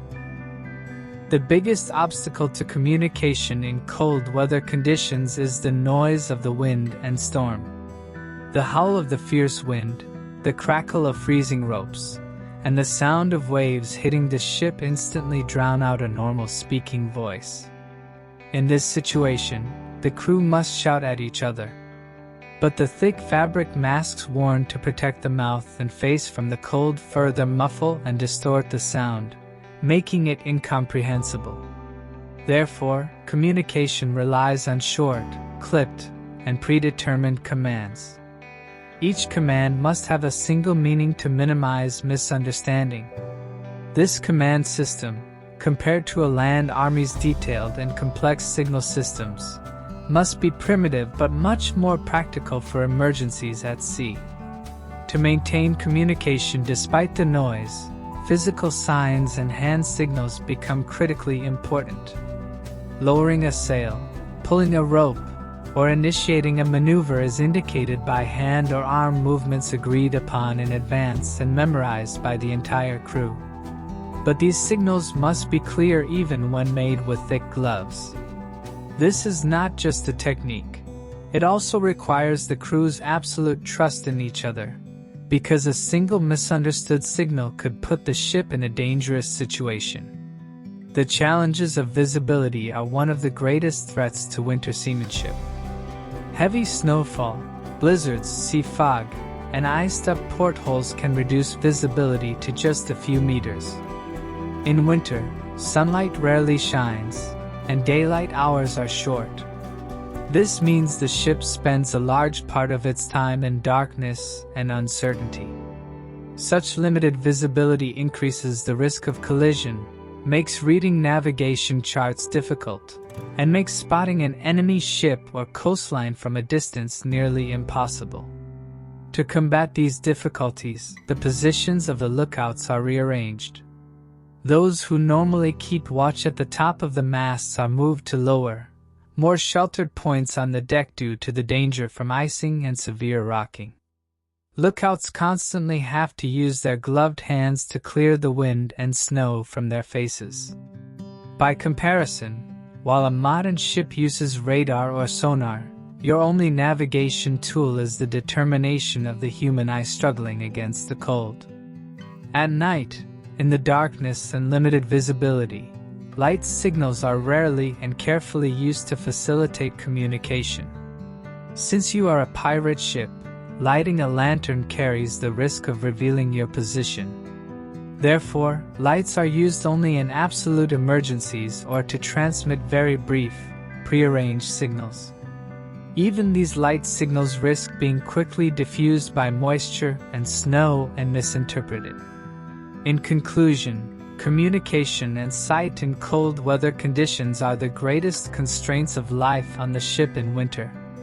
You and your crew must rely more on rhythm, routines, and physical signals than on verbal commands to cope with these difficulties. This situation tests the bond and discipline among the crew to the utmost. Even in noise and darkness, every crew member is expected to perform their duties silently and flawlessly for the ship's survival. The key to your success in these harsh winter seas lies in your ability to maintain composure even under sensory limitations. In the warm and productive seas of summer, fishing or going ashore to hunt is a relatively easy way to add fresh protein and vegetables to the crew's diet. But when winter comes, this ease ends. You find yourself in the midst of a season where the sea and land hide their food sources. The impossibility of hunting and finding fresh food in winter condemns a pirate ship's diet to salted and dried provisions, bringing with it inevitable health risks. Hunting at sea in winter is simply dangerous and inefficient. Trying to lower a small boat from the ship and fish in freezing cold and strong winds means exposing your crew to the risk of frostbite and hypothermia. As seawater temperatures are near freezing, fish and other marine life usually retreat to deeper, warmer waters or slow their metabolisms. Casting nets or using fishing lines is practically impossible due to the salt water instantly freezing. Icy nets pose an additional risk to the ship, and ropes quickly break. Compared to a fisherman on land drilling a hole in the ice to fish, your struggle is larger, much more exposed, and much more dangerous. You fight not just for food, but against the elements themselves. Hunting on land is equally difficult. In winter shelters, animals are either hibernating or have migrated far away to find food under the heavy snow cover. The energy and time spent hunting cannot be balanced by the limited fresh meat obtained. Sending part of the crew ashore to hunt carries the risk of losing them and leaves the ship vulnerable to an unexpected danger. Therefore, as a rational captain, you must minimize hunting attempts to reduce risk and conserve energy. This state of impossibility inevitably makes your diet monotonous and nutritionally poor. The basis of your diet, as mentioned before, is salted meat, hardtack, and dried legumes. These foods are designed to last a long time but lack vital vitamins and minerals, especially vitamin C. The most terrible consequence of the inability to find fresh food is the threat of scurvy. Vitamin C deficiency causes the crew's gums to swell, old wounds to reopen, and general weakness. As winter progresses, the crew's immune system weakens, and scurvy symptoms become more pronounced. This is an invisible enemy. No matter how much salted meat you eat, your body needs that vital energy from fresh food. Compared to the luxury of fresh fruit and vegetables available to a lord living on a rich terrestrial diet, your diet is a survival regimen. It is not for taste or health, but merely to fill the stomach.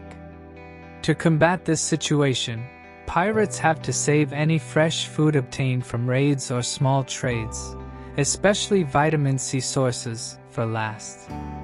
Fermented or hearty foods like pickles, sauerkraut, and dry onions are worth their weight in gold during this period.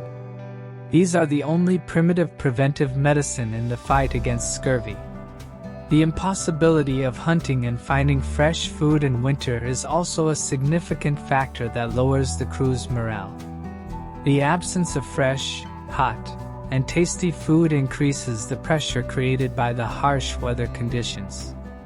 Your task is to try to alleviate the psychological effects of this monotonous and difficult diet with stories, games, and limited alcohol rations.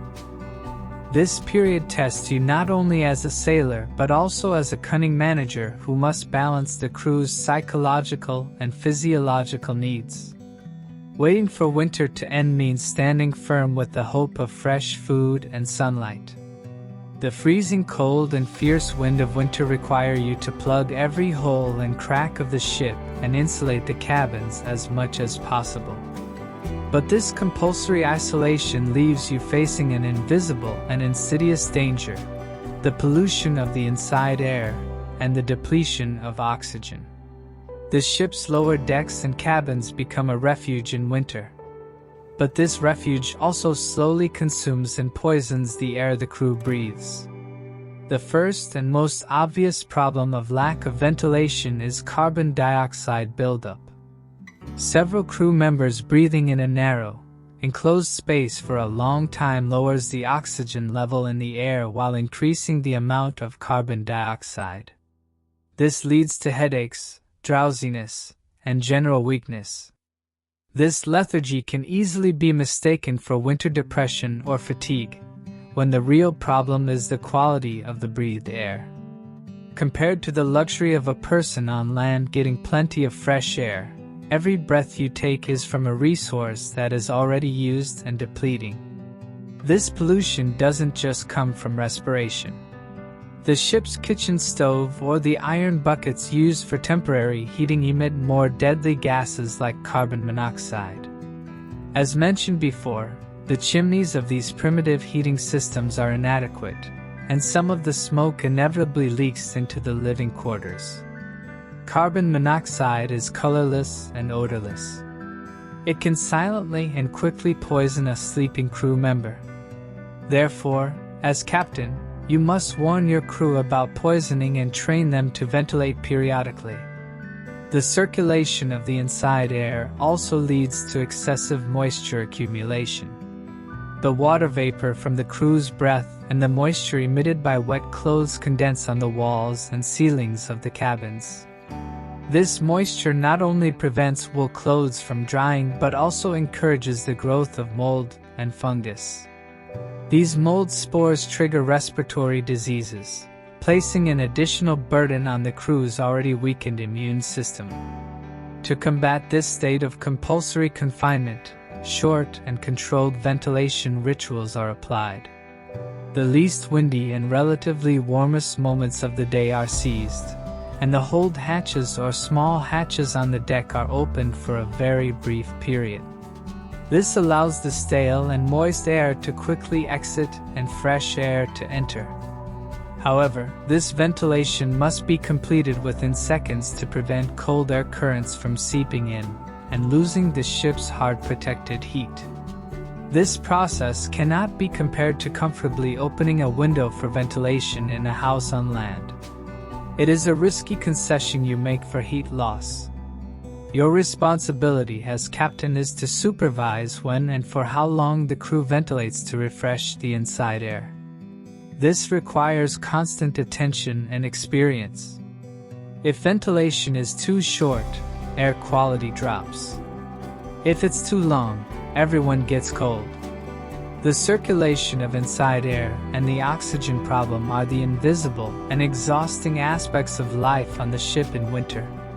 Survival means constantly fighting not only the cold outside but also the quality of the air you breathe. The merciless sea wind in winter carries a knife-sharp cold. Your body's most exposed and sensitive areas, your hands and face, require special protection against this freezing air. Frostbite is not just pain, It is a winter hazard that must be taken seriously, leading to tissue loss, long-term disabilities, and inability to perform duties. You must use the simplest but most vital tools against this threat: face and hand masks. Face masks are a fundamental part of a pirate ship's winter equipment. Traditionally, these are made of thick wool or coarse fabric pieces.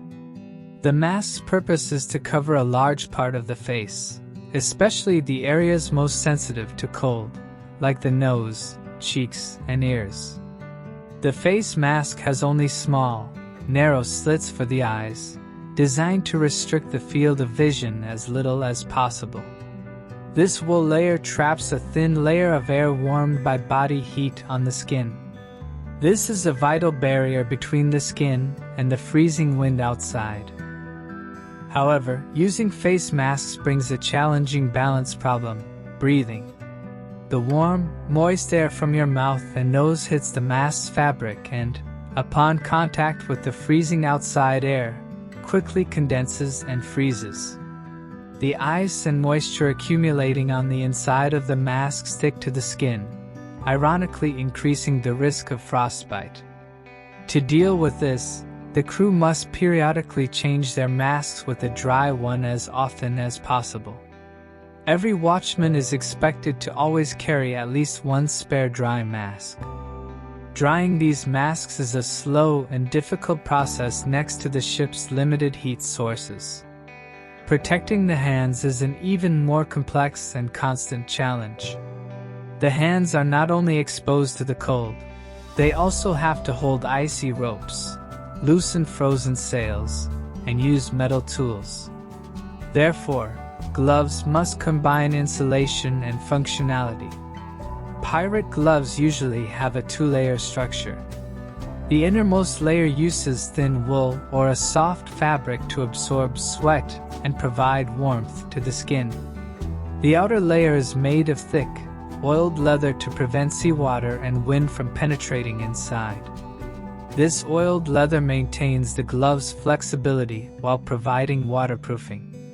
However, these thick gloves restrict the crew's movements during delicate tasks requiring fine motor skills, like tying knots. This cannot be compared to the comfortable and delicate gloves of a craftsman on land. Your glove is a crude shield that sacrifices manual dexterity to protect vital limbs. Because of these limitations, the crew sometimes has to momentarily remove their gloves to perform a delicate task. In these brief moments, the danger of frostbite peaks. To minimize this risk, practices like quickly wrapping the hands in wool cloth or placing them under a comrade's armpit for shared body heat are applied. Hands must absolutely be avoided from prolonged contact with a metal surface. Metal draws heat rapidly and can cause instant freezing. Another way to prevent frostbite on the face and hands is the practice of greasing. Before going on watch, the crew applies fish oil or grease to their faces and inside their gloves. This layer of oil creates an additional barrier preventing the cold wind from directly contacting the skin. These laborious rituals of yours are not just a winter ordeal. They are an indicator of self-care and survival discipline. Face and hand masks don't just give you warmth. They are primitive armor that give you a chance to see the next spring in the merciless winter sea. The deep, compulsory stillness of winter may reduce the sailing speed and number of merchant ships, but it can sometimes present a target that seems like an unmissable opportunity to you as a pirate. However, carrying out a successful raid or robbery in winter is many times riskier and more dangerous than summer operations. The cold is not just a difficulty, it is an invisible partner collaborating with your enemy. The greatest risk of winter raids is the unpredictability of the elements. Weather can change dramatically within hours. A raid launched in clear, calm weather can turn into a severe snowstorm or freezing wind within minutes. This instantly nullifies the ship's maneuverability. Icy ropes and sails leave you vulnerable. Just keeping the crew on their feet on the ice-covered deck during a collision with an enemy ship is a struggle in itself. While skill and speed are decisive in a summer conflict, in winter the elements are a third force that can paralyze both sides. The second major risk is the decline in the crew's physical performance. Numb fingers from the cold, restricted movements in wet, thick clothing hinder the pirate's greatest strength, agility, and speed.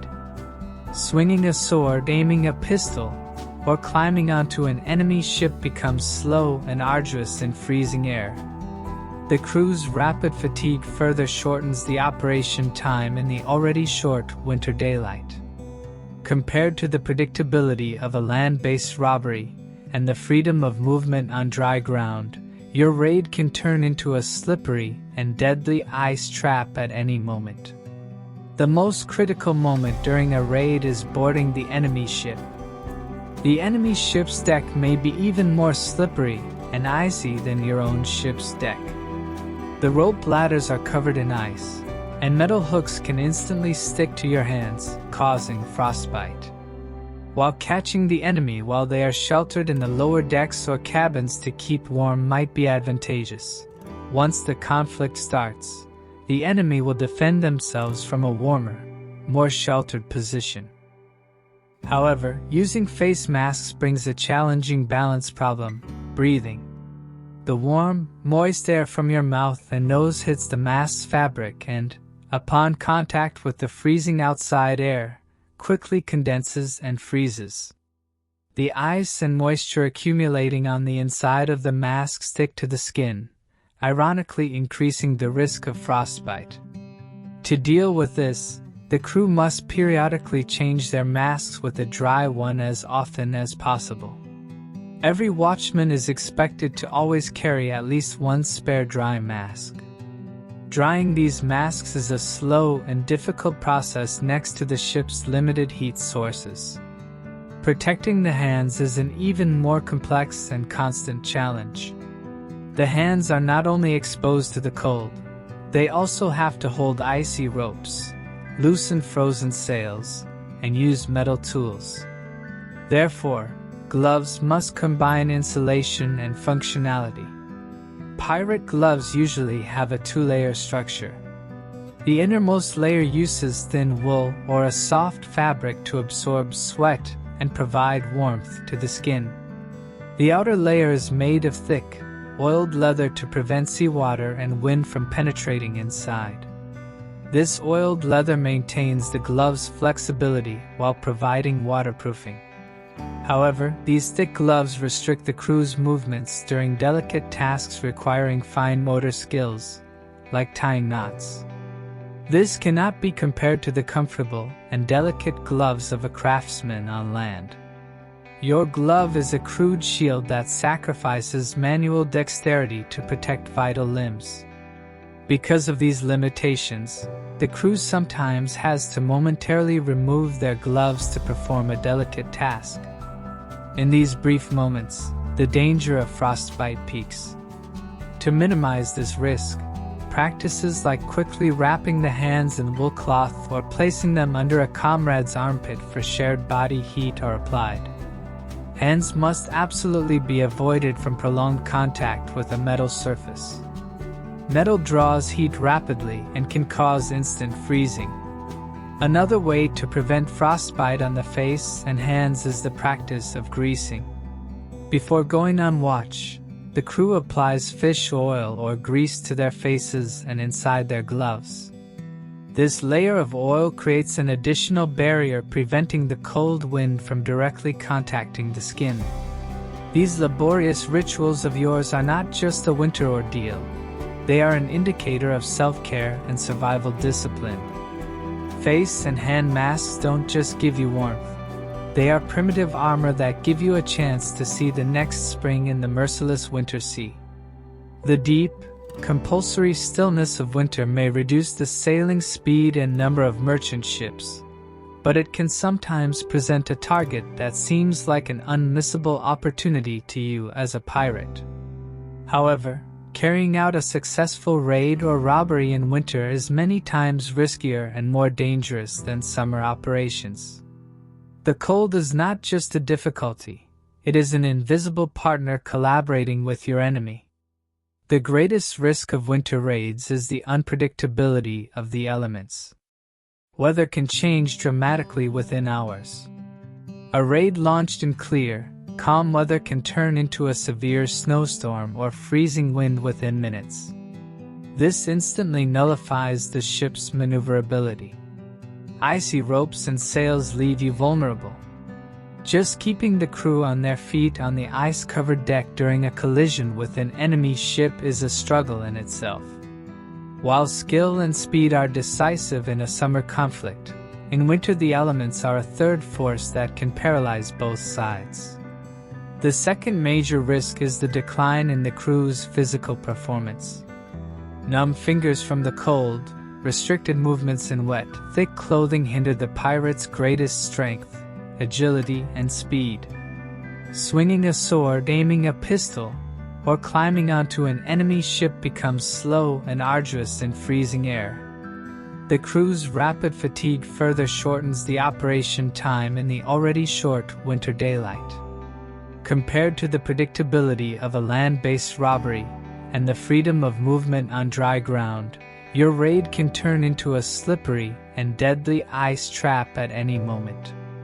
The most critical moment during a raid is boarding the enemy ship.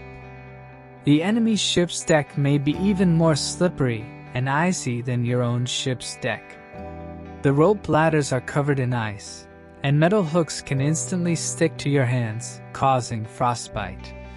While catching the enemy while they are sheltered in the lower decks or cabins to keep warm might be advantageous. Once the conflict starts, the enemy will defend themselves from a warmer, more sheltered position.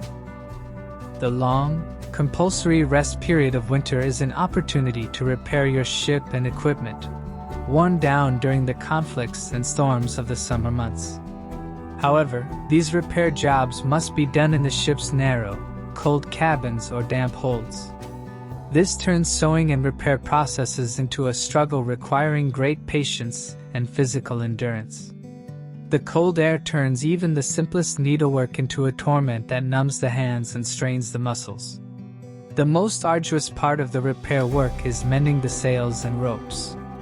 Sails are usually made of coarse linen or thick wool and have been hardened by sea salt. Sewing this stiff fabric with thick, coarse sailor's needles already requires great strength. In freezing cold, this task becomes almost impossible.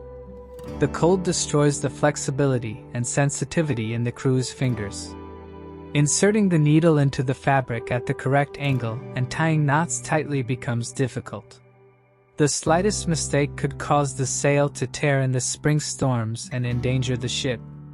Compared to the work of a tailor on land with delicate fabrics in a warm workshop, your sewing is a crude and tough construction job for survival.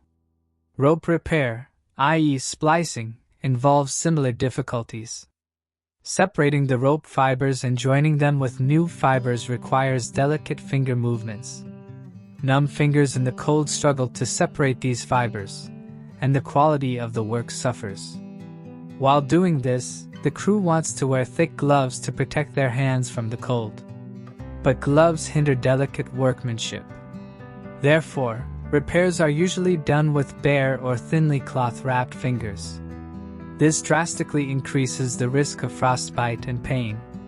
Repairers have to interrupt their work at short intervals and turn to the kitchen stove or hot alcoholic drinks to warm their hands. Clothing repair is another critical winter routine. The crew's wool and leather clothes wear out quickly under the constant effect of moisture and salt. Mending tears and unraveling in these clothes is vital to prevent the internal heat from escaping. This work is done in the dim light and damp air of the narrow cabins. The thick threads and strong beeswax used for sewing worn leather pieces harden in the cold and become difficult to work with. This difficulty is far from the luxurious and bright workshops where a land-based craftsman works comfortably. Your workshop is the ship's shaky and cold hull. The difficulty of repair work is not limited to physical effort. It also concerns the materials themselves. The cold slows the hardening speed of glues and tar. This means that wood and hull repairs take longer. Oils and tar do not adhere properly to the repaired surface. This reduces the quality of the insulation. Therefore, many of the repair works are done during the ship's relatively warmest moments, or during the day. These arduous sewing and repair routines also affect the crew's morale. Doing the same monotonous work for long hours with fingers aching from the cold creates boredom and despondency. Your role as captain is to discipline these repair works by emphasizing that they are a vital task for preparing the ship for spring and to ensure the crew supports each other. The quality of the repair will directly determine the ship's resilience in the next storm. Therefore, every stitch and every patch is an indicator of your and your crew's determination to survive. Life on the ship in winter is not just a physical struggle. It is also a survival test pushing the limits of primitive medieval medicine against disease and injury. In this period, without modern medicines, sterilization, and comprehensive medical knowledge, you and your crew must cope with everything from simple ailments like colds to hypothermia, which can rapidly become fatal, using the limited remedies at hand. The common cold, or what was termed catarrh or chill in that era, is the most common and contagious disease on the ship in winter. One crew member sneezing is enough for the disease to spread rapidly in the narrow and poorly ventilated cabins. Medieval medicine usually attributed such ailments to an imbalance of the four humors. A cold was often thought to stem from an excess of phlegm, or a cold humor in the body. Therefore, the treatment approach focused on warming the body and restoring balance. The basic elements of treatment were herbal mixtures that promoted warmth and sweating. When a crew member showed cold symptoms, they were usually given a hot wine or alcohol-based drink mixed with heating herbs, pepper, ginger, or whatever strong spices were available. This drink aimed to increase body temperature and induce sweating. It was believed that sweating expelled excess phlegm or cold humor from the body. This cannot be compared to the expensive and detailed treatment of a physician on land with medicinal herbs. Your solution on the ship is a crude intervention made with simple, harsh, and accessible materials. Hypothermia, i.e., a dangerous drop in the body's core temperature, is the greatest and most rapidly fatal threat in winter seafaring life. Prolonged exposure to cold wind or seawater can quickly render a crew member dysfunctional. In the Middle Ages, hypothermia was not fully understood but was known as fatal freezing. When a crew member shows hypothermia symptoms, uncontrollable shivering, confusion, and lethargy, the intervention must be immediate and decisive. The approach to hypothermia is based entirely on a strategy of rapid removal from the cold and slow warming. A crew member suffering from hypothermia is immediately removed from the freezing wind and carried to the warmest, most sheltered corner of the ship, usually near the kitchen stove or the captain's cabin. Their clothes, if wet, should be quickly removed, and they should be wrapped in dry blankets or animal pelts. Another practical solution the crew employs is taking the body heat sharing practice to its ultimate point in this situation. Another crew member is made to hug the hypothermic person, warming them slowly with their own body heat.